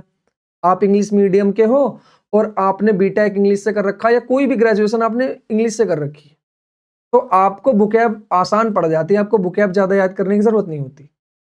उसके बाद क्या होता है कि आपको रीडिंग सेक्शन में इतना वो नहीं होता कि आप रीड तेज से कर लेते हो, क्योंकि आपने अपनी ग्रेजुएशन में इंग्लिश में तमाम खूब करा है, जो भी आपने करा है खूब पढ़े हो सब काम। लेकिन एक गांव के बच्चे के लिए बेटा, जिसने कभी बुकैब छुई नहीं, कभी उसे ईडियम फ्रेजेस नहीं पढ़े, कभी वन वर्ड्स नहीं पढ़े, कभी सिनोनिम एंटोनियम्स नहीं पढ़े, कभी स्पेलिंग एरर जानता ही नहीं। सबसे ज्यादा मिस्टेक स्पेलिंग में करते हैं गांव के बच्चे। मेरी खुद स्पेलिंग मिस्टेक होती है, अभी तक भी मैं कभी स्पेलिंग मिस्टेक कर जाता हूं लिखने में। तो बेटा आप ना उनसे कहीं ना कहीं किसी ना किसी स्टैंडर्ड में पीछे हो। अब आप उसको कैसे पूरा करोगे? वो बच्चे होता क्या, एरर से उन्होंने दो चार रूल पढ़े और वो वैसे भी तो जानते हैं, लेकिन वो पता क्या काम करते हैं, कभी आप किसी का इंटरव्यू देखना इंग्लिश वालों का, तो वो कहेंगे मुझे लगा कि यहाँ बी पार्ट में एरर है कहीं ना कहीं, मैंने बस बी लगा दिया। मैं एरर सर मुझे याद तो नहीं, बट मुझे महसूस हो जाता कि इस पार्ट में एरर होगी। अभी आप शायद कभी इंटरव्यू देखोगे ना, आपको मेरी बात जरूर याद आएगी। बेटा ऐसे पहचानते। तो उनका क्या होता, रूल पढ़े काम आए ना आए, बट पुरानी चीजें काम आ जाती हैं उनके, जो उन्होंने पहले पढ़ी। लेकिन अगर आप गांव के बच्चे हो और आप एक ऐसी स्कूल से आए हो जहां आपने 10th 12th में इंग्लिश कभी छुई नहीं, ग्रेजुएशन में भी आपका इंग्लिश सब्जेक्ट बस नाम मात्र को था या था ही नहीं, तो बेटा आपको चीजें ऐसे ही सीखनी पड़ेंगी। वरना आप ग्रामर में भी याद करो, वोकैब भी याद करो, इडियम्स में याद करो, और क्लोज टेस्ट में क्या याद कर लोगे? नहीं बेटा नहीं। तरीका यही है, आपको इंग्लिश सीखनी है, इससे अलग कोई तरीका नहीं है, इन चीजों को समझना ही पड़ेगा। वरना रूल्स हैं, जाओ याद करो और भाई भूलो, वो आपका मन। लेकिन अगर समझना है इंग्लिश को तो यही तरीका बेस्ट तरीका है। बाकी आपका मन है, आपको इजी चीजें देखनी है तो आप इजी भी देख सकते हो। अब तो यूट्यूब पे हर चीज अवेलेबल है, आप सर्च मारो बस, आपको कोई एक ना एक आपको टीचर मिल जाएगा। 2 घंटे में टाइम एंड टेंस खत्म, 1 घंटे में खत्म, 100 एरर, एग्जाम्स रिलेवेंट एरर, पता नहीं क्या क्या। लेकिन कुछ काम नहीं, अपने कंसेप्ट जितने क्लियर कर लोगे ना, एग्जाम में वही काम आए। अब देखिए एग्जाम में वापस आता हूं अपनी बात पे, ज्यादा बोल गया आज। वर्ब हमें पता है कि टेंस कहते हैं वर्ब की फॉर्म को, उस वर्ब की फॉर्म को जो हमें उस, देखिए वर्ब की फॉर्म को जो हमें टाइम और टाइम और स्टेट बताए एक्शन की। वर्ब किसको शो करती है? तो वर्ब शो करती है एक्शन को। अब इस एक्शन की स्टेट क्या है और ये एक्शन किस टाइम हुआ है, यही बताने का काम करती है वर्ब की फॉर्म, और उस वर्ब की फॉर्म को हम कहते हैं टेंस। दोबारा सुन लो, टेंस वर्ब की फॉर्म होती है जो हमें ये बताती है कि वो एक्शन किस टाइम हुआ है और उसकी स्टेट क्या है। इतना समझ आया? किस टाइम हुआ है और उसकी स्टेट क्या है, इतना समझ आया? अब देखिए मैं आपको स्टेट ऑफ एक्शन क्यों बता रहा हूं, मैं आपको इसलिए बता रहा हूं कि हमसे टेंस को आइडेंटिफाई तो करना आ जाए। अब क्या होगा सर, टेंस आइडेंटिफाई करके क्या कर लेंगे? टेंस आइडेंटिफाई करके मैं दावा लिख के देता हूं कि 90% of the question of active and passive, जिस दिन मैं एक्टिव एंड पैसिव के प्रैक्टिस क्वेश्चन कराऊंगा, डेफिनेटली लिख के देता हूं कि सारे क्वेश्चन को सिर्फ टेंस को आइडेंटिफाई करने से आप सोल्व कर लोगे 90% ऑफ द क्वेश्चन। क्योंकि टेंस चेंज नहीं होता एक्टिव से पैसिव बनाते हुए, और 4 में से 3 ऑप्शन के अंदर जब एक्टिव से पैसिव चेंज करते हैं एग्जाम में जब, तो 3 ऑप्शन के टेंस अलग रखता ही है। बस आपको कुछ नहीं करना होता, टेंस सेम पहचान लो, आप टिक कर सकते हो। 10% ही क्वेश्चन ऐसे आते हैं कि आपको कुछ और दिमाग लगाना पड़ता है। तो आपको इस जो ये आपको इतना समझाया जा रहा है, इससे भी आप एक्टिव एंड पैसिव को अच्छे से समझ लोगे। और बाकी तो हर चीज की जान यही है। तो सबसे पहले मैं जो आपको सिखा रहा हूं टेंस के अंदर, वो है टेंस को आइडेंटिफाई करना कि इंग्लिश में कोई सेंटेंस लिखा है, वो सेंटेंस का टेंस क्या है। यानी कि हमें एक सेंटेंस किसी ने लिख कर दे दिया इंग्लिश के अंदर, अब उस सेंटेंस का टेंस क्या है ये बताओ। तो टेंस मतलब वर्ब की फॉर्म, तो हम उस सेंटेंस की वर्ब की फॉर्म देखेंगे। अब वो वर्ब की फॉर्म क्या बताएगी, वो एक्शन की स्टेट को बताएगी और एक्शन के टाइम को बताएगी। अब टाइम होते हैं 3, प्रेजेंट, पास्ट, फ्यूचर। अब वो इवेंट का, एक्शन का टाइम बताएगी कि ये प्रेजेंट का है, पास्ट का है या फ्यूचर का है। अब वो वर्ब की फॉर्म ये भी बताएगी कि वो एक्शन किस स्टेट का है, किस अवस्था का है। वो इंडेफिनिट स्टेट का है, वो कॉन्टिन्यूअस स्टेट का है, या परफेक्ट स्टेट का है, या परफेक्ट कॉन्टिन्यूअस स्टेट का है। इतना समझ में आया। देखिए मैंने क्या कहा था आपसे, मैं हमेशा कहता हूं कि चीजों को पढ़ेंगे टुकड़ों में ही, लेकिन वो टुकड़े जुड़ने चाहिए बेटा। एक अच्छा मैकेनिक वही है जो एक इंजन को खोलकर उसे बांध भी दे। पढ़ेंगे हम टुकड़ों में ही, एक साथ कुछ नहीं पढ़ा जाता, लेकिन वो टुकड़े जुड़ने चाहिए बेटा। अगर वो नहीं जुड़ेंगे, खुले के खुले रह जाएंगे, तो आपकी बाइक नहीं चलेगी, कभी सिलेक्शन तक नहीं पहुंच पाओगे। अभी हमने पढ़ा था, देखिए अभी अगर हम देखें तो जो वर्ब की फॉर्म है वो टाइम बताएगी, प्रेजेंट, पास्ट, फ्यूचर। अब वो एक्शन को भी बताएगी कि एक्शन की स्टेट क्या है। तो जो है वो इंडेफिनिट है, कॉन्टिन्यूअस है, परफेक्ट है या परफेक्ट कॉन्टिन्यूअस है। अब वो इंडेफिनिट है, प्रेजेंट का इंडेफिनिट है, पास्ट का इंडेफिनिट है, फ्यूचर का इंडेफिनिट है। प्रेजेंट का कॉन्टिन्यूअस है, पास्ट का कॉन्टिन्यूअस है या फ्यूचर का कॉन्टिन्यूअस है। तो देखो चीजें कुछ कुछ लिंक हुई। अभी बेटा मैं आपको कुछ नहीं पढ़ा रहा, मैं आपको टेंस की डेफिनेशन से टेंस को आइडेंटिफाई करना, पहचानना सिखा रहा हूं कि टेंस कौन सा यूज हुआ है किसी भी सेंटेंस में। तो आज के बाद जब भी आप सेंटेंस के अंदर उसका टेंस पहचानो, तो आपको पहचाननी है वर्ब क्या है उसमें, और वर्ब की फॉर्म आपको बताएगी कि वो किस टाइम का है और उस एक्शन की स्टेट क्या है। या वो इंडेफिनिट स्टेट का होगा, कॉन्टिन्यूअस स्टेट का होगा, या तो परफेक्ट होगा या परफेक्ट कॉन्टिन्यूअस होगा। अब इंडेफिनिट स्टेट किन की बताई थी मैंने, कि ऐसे एक्शन जिनका हमें पता ही ना कहां शुरू हुए कहां खत्म होंगे, यानी जो परमानेंट और फ्रीक्वेंट एक्शन होते हैं वो कहलाते हैं इंडेफिनिट स्टेट के एक्शन। यानी उन एक्शंस की स्टेट होती है इंडेफिनिट, यानी उन कामों की जो अवस्था होती है वो इंडेफिनिट कहलाती है, कि ना हमें इनका शुरू पता है ना हमें इनका लास्ट पता है। अब जो टेम्परेरली गोइंग ऑन एक्शंस होते हैं, यानी कि वो किसी एक पॉइंट ऑफ टाइम पे शुरू हुए और किसी दूसरे पॉइंट ऑफ टाइम पे जाके खत्म होंगे, लेकिन वो अभी खत्म नहीं हुए हैं, अभी बीच में है, इनकम्प्लीट है। तो जो इनकम्प्लीट एक्शन होते हैं इसका मतलब वो कंटिन्यूअस है। जैसे खाना खा रहा हूं, मैं दौड़ रहा हूं, मैं हंस रहा हूं, तो अभी ये इनकम्प्लीट है एक्शन। तो इनकम्प्लीट है मतलब कॉन्टिन्यूअस है। कैसा है? कॉन्टिन्यूअस है। अब मैं प्रेजेंट में हंस रहा हूं तो प्रेजेंट कॉन्टिन्यूअस, पास्ट में हंस रहा था तो पास्ट कॉन्टिन्यूअस, फ्यूचर में हंस रहा हूँ तो फ्यूचर कॉन्टिन्यूअस। तो इतना समझ आया कि ऐसे एक्शन जो टेम्परेरली गोइंग ऑन है, मतलब एक टाइम पे शुरू हुए एक टाइम पे खत्म होंगे, लेकिन अभी खत्म नहीं हुए, अभी बीच में है, तो उनको बोलते हैं हम इनकम्प्लीट एक्शन या फिर टेम्परेरली गोइंग ऑन एक्शन। यानी अभी गोइंग ऑन है, टेम्परेरली, कभी जाके खत्म हो जाएंगे।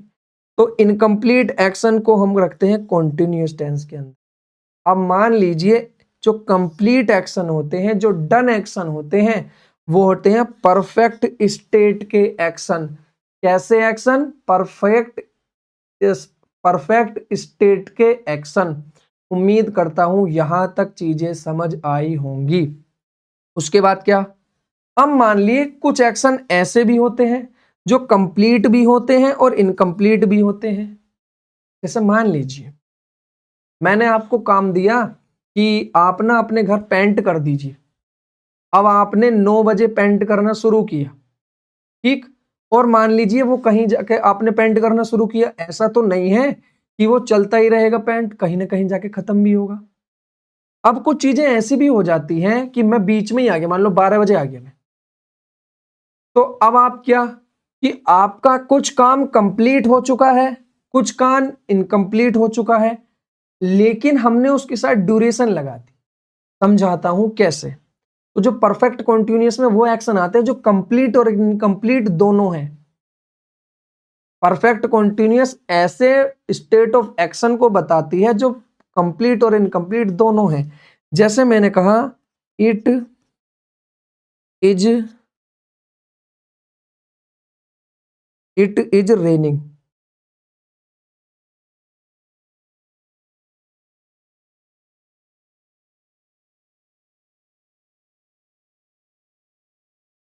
अब क्या बता रहा है? इट इज रेनिंग, कि भाई बारिश हो रही है।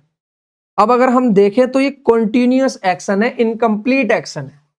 लेकिन अगर मान लीजिए मैं इसी सेंटेंस को कुछ इस तरह से लिख दूं कि दूसरा सेंटेंस इट इज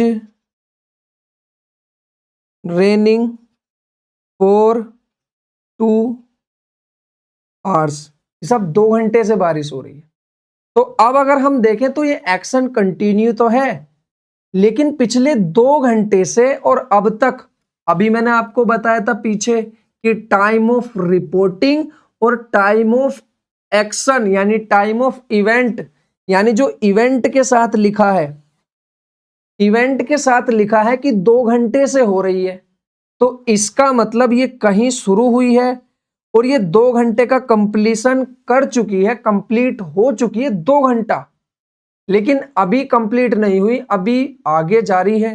तो इसका मतलब ये हुआ कि जब हमने इसके साथ ये टाइम लिख दिया अलग से, देखिए अगर हमें केवल इतना ही दिखाना होता, कहोगे सर हमें समझ नहीं आ रहा, कंफ्यूजन है। अगर मान लीजिए ये 4 2 आवर्स नहीं लिखा होता तो हमें ये पता चल रहा था कि एक्शन कंटिन्यू है, इट इज रेनिंग, इससे ही पता चल रहा था। अब हमने ये 4 2 आवर्स क्यों लगाया?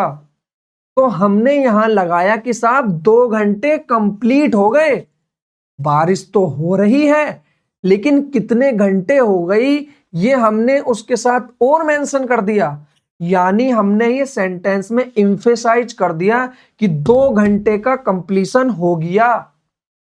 अब जो कंप्लीशन हो गया वो भी तो दिखाना है, उसे दिखाने के लिए हम करते हैं ऐसे स्टेट ऑफ एक्शन का यूज जो हमें यह बताए कि सेंटेंस किसी एक पॉइंट ऑफ टाइम से शुरू हुआ है और या फिर किसी एक ड्यूरेशन टाइम से शुरू हुआ है।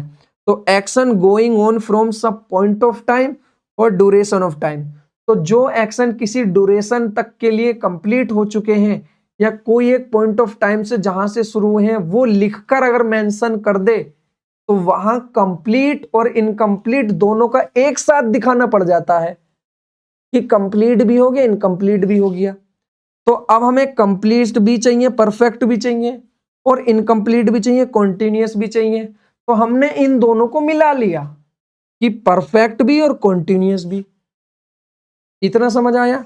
तो जो action going on from some point और ड्यूरेशन ऑफ टाइम, जो किसी एक ड्यूरेशन तक कंप्लीट हो चुके हैं या किसी एक पॉइंट ऑफ टाइम से होते हुए आ रहे हैं और जब तक हम उनकी बात कर रहे हैं जब तक कंप्लीट हो गए, तो अगर हम उस चीज को साथ लिख दें कॉन्टिन्यूअस टेंस के साथ तो वहां फिर कॉन्टिन्यूअस नहीं लिखते, वहां करेंगे हम क्या? इट हैज बीन रेनिंग, फिर हम लिखेंगे परफेक्ट कॉन्टिन्यूअस टेंस। अभी मैं आपको सिखा नहीं रहा हूं बेटा, अभी आप ये मत कहना सर ये हमारे समझ नहीं आया, सर ये कैसे कर दिया, दूसरा वाला सेंटेंस तो सर हमारे ऊपर से निकल गया। मैं कहूंगा बेटा अभी आप अपने सवालों को थोड़ा रोको, अभी तो मैंने टेंस चैप्टर ठीक से शुरू भी नहीं करा। अभी तो मैं डेफिनेशन के थ्रू आपको बता रहा हूं कि डेफिनेशन आपकी कितनी मदद करेगी टेंस को आइडेंटिफाई करने में। तो जो टेंस होता है वो वर्ब की फॉर्म होती है। क्या करती है वो वर्ब की फॉर्म? वो बताती है एक्शन के टाइम को और एक्शन की स्टेट को। एक्शन के टाइम कितने हो सकते हैं? Present, past, future. एक्शन की स्टेट कितनी हो सकती हैं? 4 स्टेट ऑफ एक्शन होती हैं।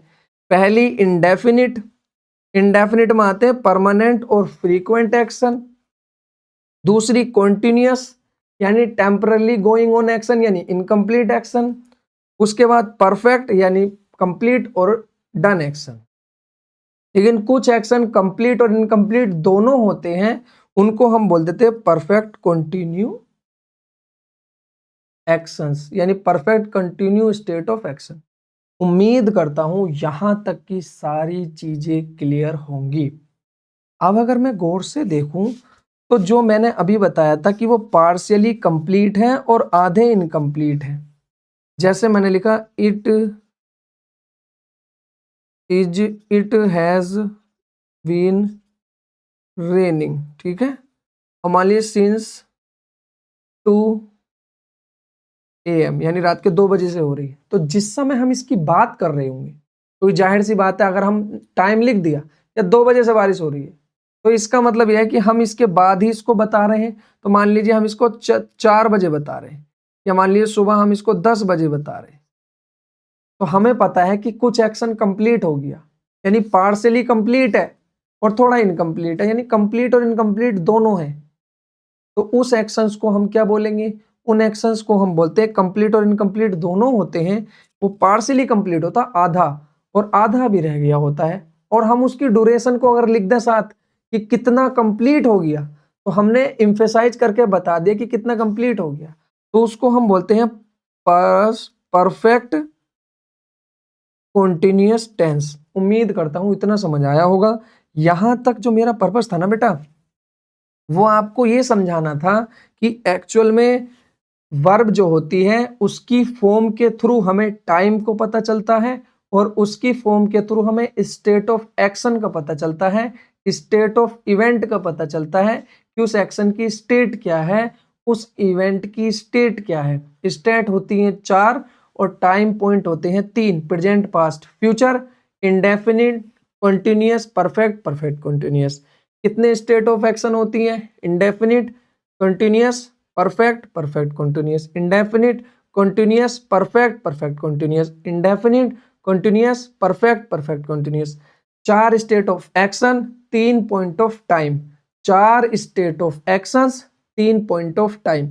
तीनों को पॉइंट ऑफ टाइम को याद रखना, चारों स्टेट ऑफ एक्शंस को याद रखना, और यही चारों को बताने का काम, स्टेट ऑफ एक्शन का, प्रेजेंट, पास्ट, फ्यूचर का बताने का काम जो वर्ब की फॉर्म कर दे, वही कहलाएगी टेंस। क्या कहलाएगी? टेंस। उम्मीद करता हूं टेंस आपको समझ आ गया होगा कि एक्चुअल में टेंस क्या है।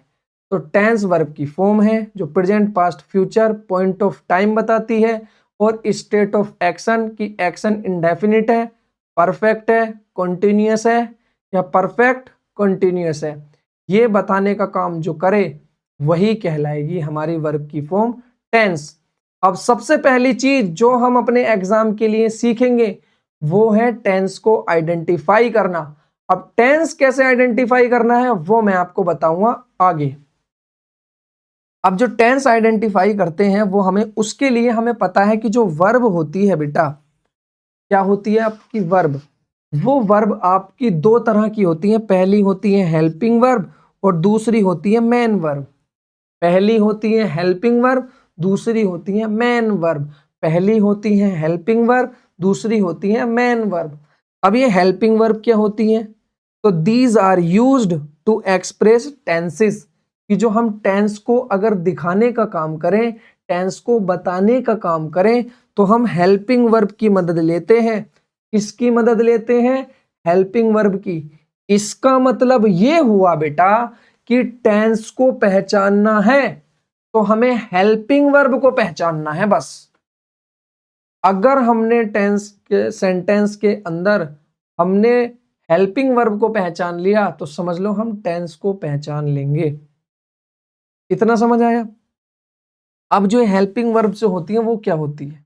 तो हेल्पिंग वर्ब होती है हमारी तीन, डू और उसकी फॉर्म्स, वी और उसकी सारी फॉर्म, हैव और उसकी सारी फॉर्म।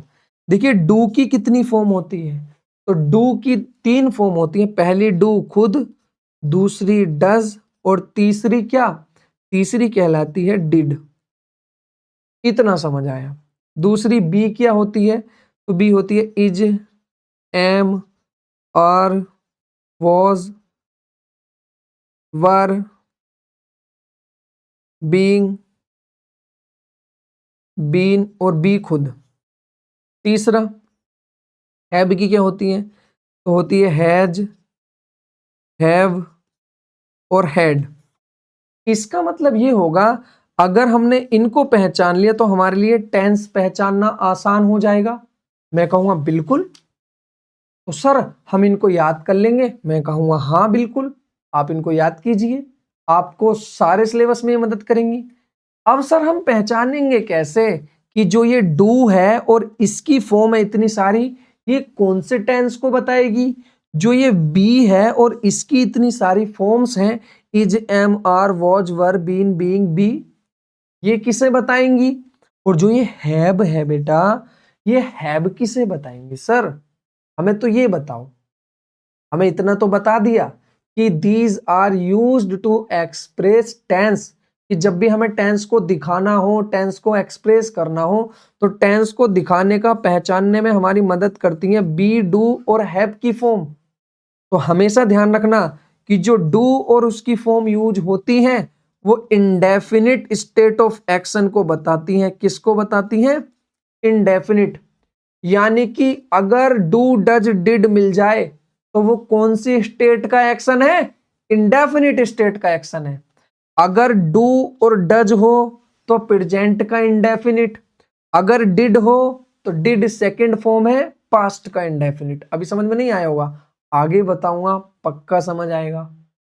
उम्मीद करता हूं यहां तक क्लियर होगा कि जो डू और उसकी फॉर्म होती हैं वो हमारा क्या काम करती हैं? वो इंडेफिनिट स्टेट बताती हैं एक्शन की, कि एक्शन कौन सी स्टेट का है। तो डू की फॉर्म बताएंगे कि एक्शन है हमारा इंडेफिनिट स्टेट का। और अगर इज हो, इज की कोई भी फॉर्म लिखी हो, यानी बी की कोई भी फॉर्म लिखी हो, is, am, are, was, were, been, being, be, तो ये यूज होती है कॉन्टिन्यूअस टेंस में। कौन से टेंस में? कॉन्टिन्यूअस। तो ये हेल्पिंग वर्ब यूज होती है कंटिन्यूअस बनाने में, कॉन्टिन्यूअस टेंस बनाने में। अब हैव की फॉर्म क्या करती है? तो हैव की फॉर्म यूज होती है perfect, perfect state of action को बताने में। तो इसका मतलब ये हुआ सर कि जहां डू और डू की फॉर्म्स में से कोई भी मिल जाए, इसका मतलब एक्शन इंडेफिनिट स्टेट का है। अगर बी और उसकी इतनी सारी फॉर्म्स में से कोई मिल जाए तो इसका मतलब हमारा जो टेंस है वो कॉन्टिन्यूअस है, एक्शन है वो इन कॉन्टिन्यूअस स्टेट का है, इनकम्प्लीट है, अधूरा है। अगर हम देखें तो हैज, हैव और हैड हमें बताती है कि जो एक्शन की स्टेट है वो क्या है? परफेक्ट है। लेकिन अगर हमें परफेक्ट और कॉन्टिन्यूअस दोनों बनाना हो तो हमें परफेक्ट की भी फॉर्म लेनी पड़ेगी और कॉन्टिन्यूअस की भी फॉर्म लेनी पड़ेगी। यानी वहां डू की भी, बी की भी फॉर्म मिलेंगी और हैव की भी फॉर्म मिलेंगी। और सर समझ नहीं आया, बड़ा कंफ्यूजिंग सा हो गया, बड़ा बोरिंग सा हो गया, समझ में ना आया सर हमारे तो ऊपर से निकल गया। अभी रुको, अब समझाता हूं कि अब जो आपको समझना है ना, तो बेटा अब है वो खेल, अब सारा खेल यहां से शुरू होता। अब हम यहां पहचानना देखेंगे। हमने कहा कि टेंस को आइडेंटिफाई करें कैसे? तो वर्ब की फॉर्म से। अब अगर मैं यहां वर्ब की फॉर्म सारी लिख दूं इन बॉक्सेस में तो आपको पता चल जाएगा कि क्या टेंस है। आज के बाद आपको डेफिनेटली लिख के देता हूं कि टेंस को आइडेंटिफाई करने में इतनी सी भी प्रॉब्लम कभी नहीं होगी। अब हम स्टार्ट करते हैं टेंस को आइडेंटिफाई करना कैसे। अब मैंने आपको बताया था कि जो ये 3 होते हैं ये पॉइंट ऑफ टाइम होते हैं, प्रेजेंट, पास्ट और फ्यूचर। और जो ये 4 होती हैं ये स्टेट ऑफ एक्शन होती हैं, इंडेफिनिट, कॉन्टिन्यूअस, परफेक्ट और perfect continuous. 3 point of time, 4 state of actions, कुल मिलाकर 12 टेंस होते हैं इंग्लिश में। अब ध्यान रखना है कि ये 3 पॉइंट ऑफ टाइम और 4 स्टेट ऑफ एक्शन कुल मिलाकर 12 टेंसेस बनाते हैं। अब आप ये बताओ कि इनको हमने टुकड़ों टुकड़ों में पढ़ा, एक एक की डिटेल में पढ़ा, लेकिन क्या ये जुड़ रहे हैं? तो अब हम जैसे ही प्रेजेंट का इंडेफिनिट देखेंगे तो इंडेफिनिट मतलब परमानेंट और फ्रीक्वेंट एक्शन है, परमानेंट और फ्रीक्वेंट एक्शन है। और प्रेजेंट का है तो हमें टाइम भी पता चल गया, स्टेट भी पता चल गई। प्रेजेंट का continuous, present indefinite, present continuous, present perfect, present perfect continuous. अगर कोई एक्शन प्रेजेंट में कॉन्टिन्यूअस स्टेट का है, यानी प्रेजेंट में अभी चल रहा है, कंप्लीट नहीं हुआ, तो उसको बोलेंगे प्रेजेंट का कॉन्टिन्यूअस।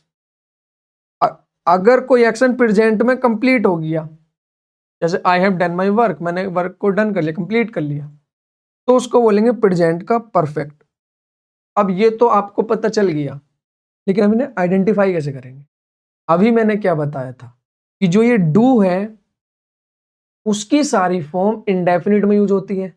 तो जब भी हम बात करेंगे तो हमेशा ध्यान रखना, अगर कहीं वर्ब की फर्स्ट फॉर्म लिखी हुई मिल जाए, या तो वर्ब की फर्स्ट फॉर्म या फिर वर्ब की फर्स्ट फॉर्म एस या ईएस के साथ, तो हमेशा ध्यान रखना वो क्या है, प्रेजेंट का इंडेफिनिट।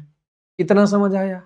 या आपको कहीं पर डू या फिर डज लिखा हुआ मिल जाए, डू या डज लिखा हुआ मिल जाए, तो समझ लेना डू डज क्या होते हैं बेटा, डू डज फर्स्ट फॉर्म होती हैं।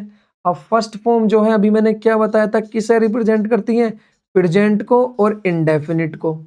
यानी डू डज जो होती हैं वो इंडेफिनिट स्टेट ऑफ एक्शन बताती हैं, और डू डज क्या होती हैं, प्रेजेंट होती हैं, तो ये प्रेजेंट का इंडेफिनिट एक्शन बताएंगी। उम्मीद करता हूं इतना समझ आया होगा। अब आप बताओ कि कॉन्टिन्यूअस स्टेट के लिए हम क्या यूज करते थे बेटा? कॉन्टिन्यूअस स्टेट के लिए हम यूज करते थे बी की फॉर्म को। अब बी की फॉर्म यूज करते हैं, अब प्रेजेंट के लिए बी की फॉर्म कौन सी यूज होगी? हमेशा ध्यान रखना प्रेजेंट के लिए वर्ब की फर्स्ट फॉर्म यूज होती है। अब जो है वो बी की फर्स्ट फॉर्म क्या है, तो बी की फर्स्ट फॉर्म है इज एम आर, तो इज एम आर यूज होंगी। तो यहां हमें पता है इज एम आर, यानी जहां भी इज एम आर मिल जाए तो वो प्रेजेंट है, और इज एम आर के साथ वर्ब की फर्स्ट फॉर्म प्लस आईएनजी अगर कहीं मिल गया तो वो बन जाएगा प्रेजेंट का कॉन्टिन्यूअस। प्रेजेंट कैसे बना, इज एम आर से, और इज एम आर कौन सी स्टेट को बताते हैं, कॉन्टिन्यूअस स्टेट को बताते हैं प्रेजेंट की। उम्मीद करता हूं इतना समझ आया होगा। उसके बाद हमें पता है कि परफेक्ट के लिए हमें हैव की फॉर्म लिखनी पड़ती है। अब हैव की कौन सी फॉर्म लिखेंगे, तो प्रेजेंट के लिए वर्ब की फर्स्ट फॉर्म यूज होती है। तो हैव की फर्स्ट फॉर्म कौन सी होती है, हैज और हैव। तो हम यहाँ क्या यूज करेंगे, हम यहाँ यूज करेंगे हैज और हैव। क्या यूज करेंगे बेटा, हैज और हैव।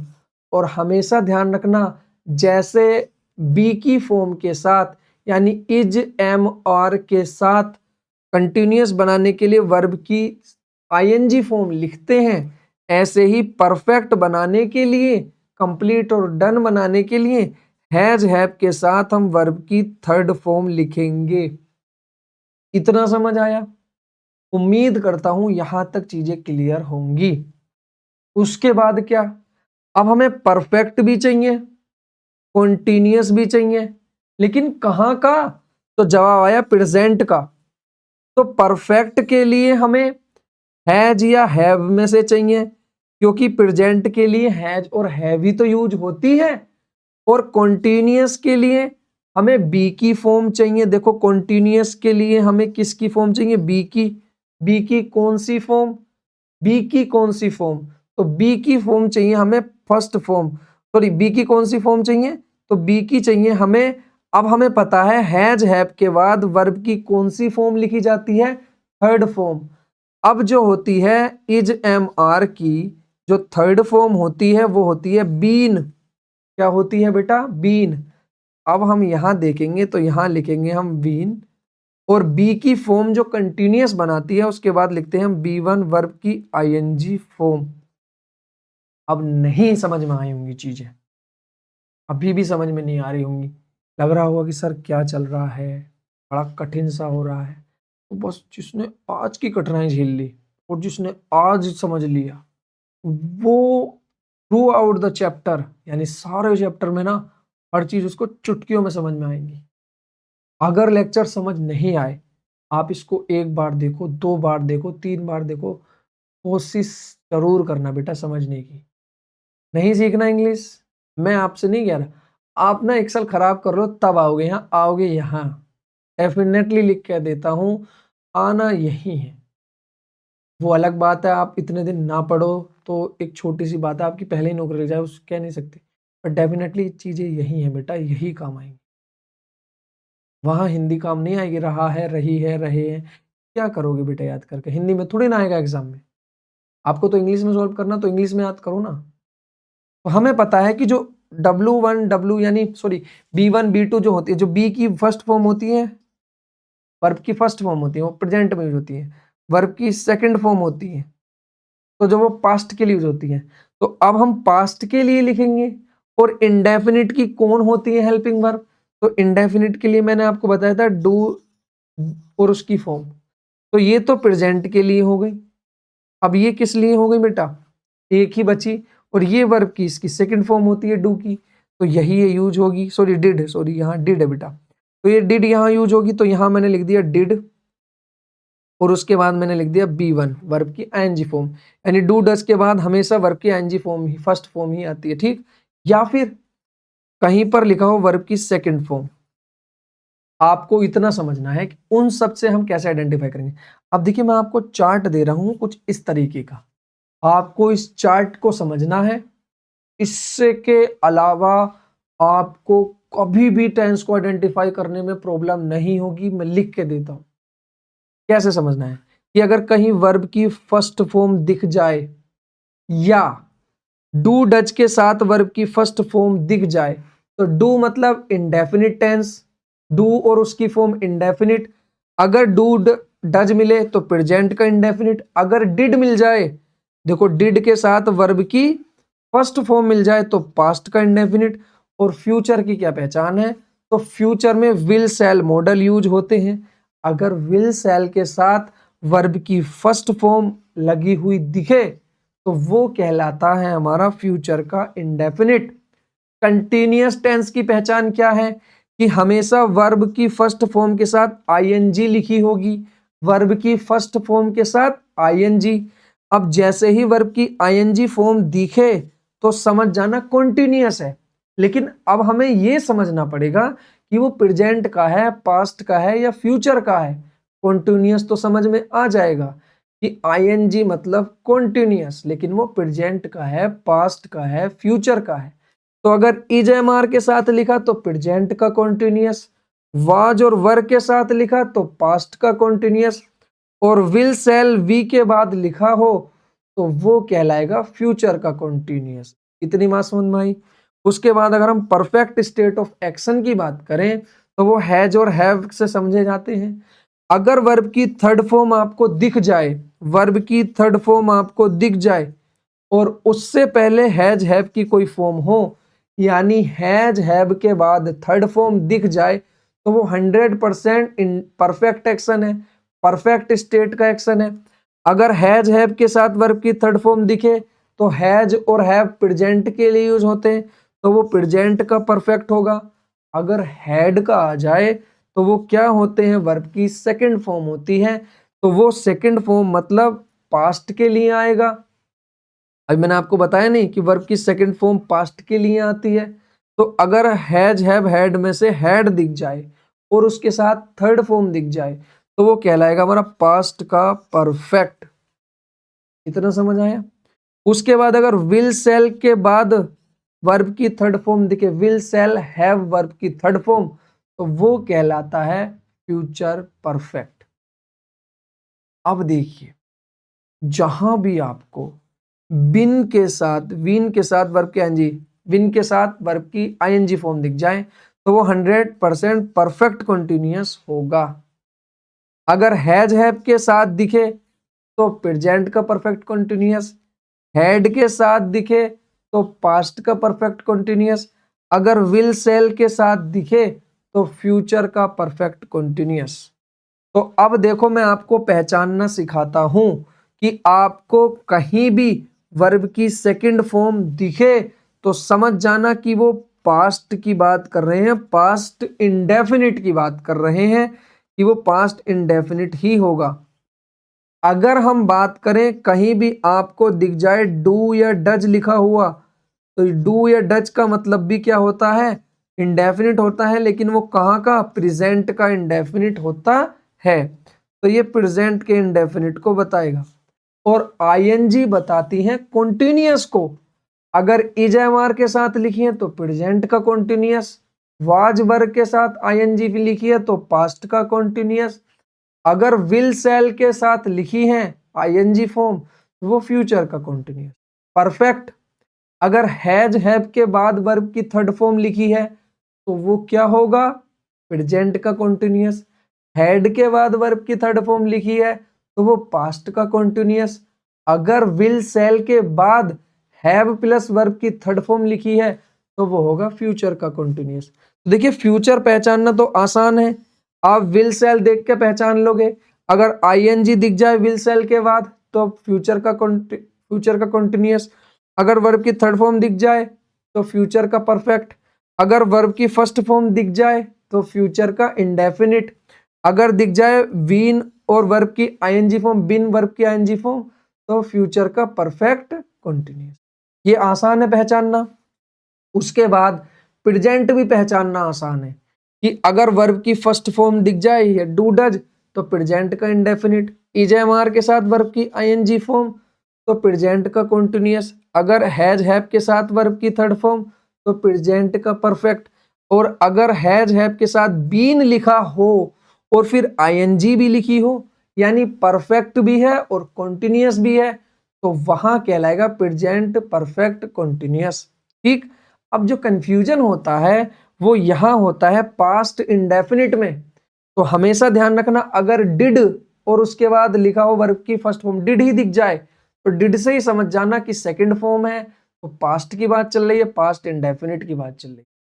अगर सेकंड फॉर्म ही दिख जाए खाली तो उसको बोलेंगे हम पास्ट का इंडेफिनिट। अगर वॉज वर्ब के साथ आईएनजी दिख जाए तो पास्ट का कॉन्टिन्यूअस, और हैड के साथ वर्ब की थर्ड फॉर्म दिख जाए तो पास्ट का परफेक्ट, अगर हैड है बीन के बाद वर्ब की एनजी फॉर्म दिख जाए तो पास्ट का परफेक्ट कंटिन्यूअस। उम्मीद करता हूं यहां तक की सारी चीजें क्लियर होंगी। अब मैं आपको इस टेबल को देता हूं घर से बनाने के लिए। आपको इस टेबल को घर पे बनाना है, घर पे ड्रॉ करना है, घर से खुद से कम इसको 20 टाइम्स लिखना है बेटा। अगर आपने इसको 20 टाइम्स लिख लिया ईमानदारी से तो मैं लिख के देता हूं कि आपको टेंस पहचानने में आज के बाद कोई दिक्कत नहीं होगी। अब दूसरा काम क्या करना, दूसरा आपका होमवर्क है कि आपको इसको सोल्व करना है। किसको, इस एक्सरसाइज को। अब देखिए इस एक्सरसाइज को आपको कैसे सोल्व करना है। आपको जो है इसमें टेंस आइडेंटिफाई करने हैं। क्या करने हैं बेटा, इसमें करने हैं टेंस आइडेंटिफाई। अब देखिए टेंस आइडेंटिफाई करने के लिए हमें टेंस की डेफिनेशन पता होना जरूरी है कि टेंस वर्ब की फॉर्म होती है। तो अब यहाँ वर्ब की फॉर्म देखो तो मोनिका एक नाउन है और हैज पार्क्ड एक वर्ब दिख रही है, तो हमने ये वर्ब देख ली। अब वर्ब की फॉर्म कौन सी टेंस कहलाती है, तो वो जो हमें एक टाइम को बताए और स्टेट को बताए इवेंट की या एक्शन की, यानी एक्शन किस टाइम हुआ है, एक्शन की स्टेट क्या है, जो ये बताएगा वही कहलाएगा टेंस। एक्शन कितनी स्टेट होती है एक्शन की? 4, indefinite, continuous, perfect, perfect continuous, time, present, past, future. ठीक, अब इनको कैसे पहचानना है ये मैंने आपको बता दिया है, और टेंस पहचानने के लिए देखनी है वर्ब की फॉर्म। अब जितनी भी आपने टेबल्स में ये सारी बातें पढ़ी हैं, पहले आपको 20 टाइम्स इस टेबल को बनाना है। जब आप बना लो तो उसके बाद आपको यहाँ टेंस पहचानने हैं और कमेंट में आंसर लिखने हैं ईमानदारी से। देखिए आज का सेशन थोड़ा लंबा चला क्योंकि चीजें ना आपके लिए आगे आसान होने वाली है।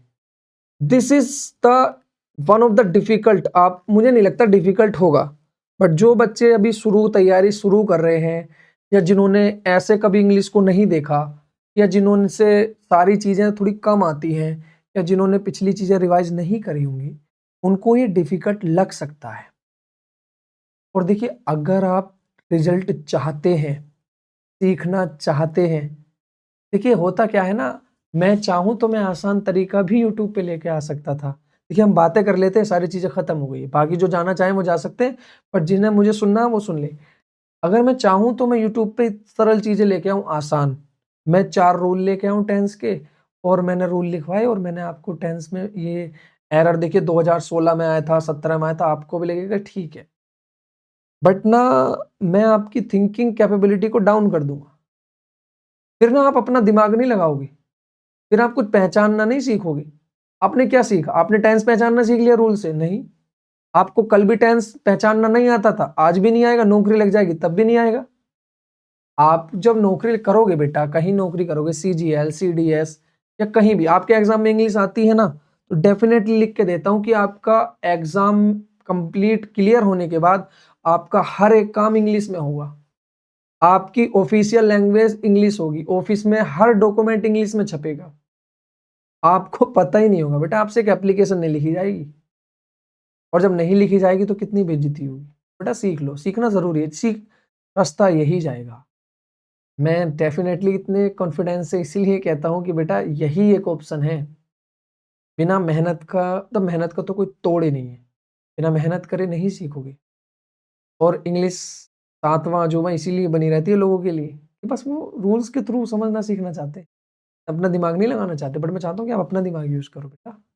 अगर लेक्चर डिफिकल्ट लगाओ, दोबारा देखो, दोबारा नहीं तिबारा देखो, और इस टेबल की प्रैक्टिस करो। उसके बाद इस एक्सरसाइज को सोल्व करो, आंसर कमेंट में करो। कुछ भी डाउट हो वीडियो से रिलेटेड, आप कमेंट में अपना डाउट लिखे। मैं कम से कम समय में आपके डाउट का रिप्लाई करूंगा विद डिटेल। हो सका तो मैं डाउट पे वीडियो भी बना दूं। आपको कुछ गाइडेंस चाहिए कि सर हमें ये समझ नहीं आ रहा, आप वीडियो के थ्रू समझा दो। आपको अपनी लाइफ से रिलेटेड कुछ पूछना है, एग्जाम से रिलेटेड पूछना है, एग्जाम पैटर्न पूछना, कुछ भी आपको अगर डाउट है आप कमेंट में लिखिए, मैं आपको बताऊंगा। कमेंट में रिप्लाई करना हुआ कमेंट में, वीडियो के थ्रू बताना हुआ वीडियो के थ्रू, जैसे भी बताऊं। आपका आपका एक कमेंट का मैं दिल से जवाब दूंगा, आप बस करें। बाकी आप सीखें। आज के लिए इतना ही रखते हैं, बाकी बातें कल। हंसते रहें, मुस्कुराते रहें, बाकी दुआओं में याद रखना। मिलते हैं, बाय बाय, टेक केयर।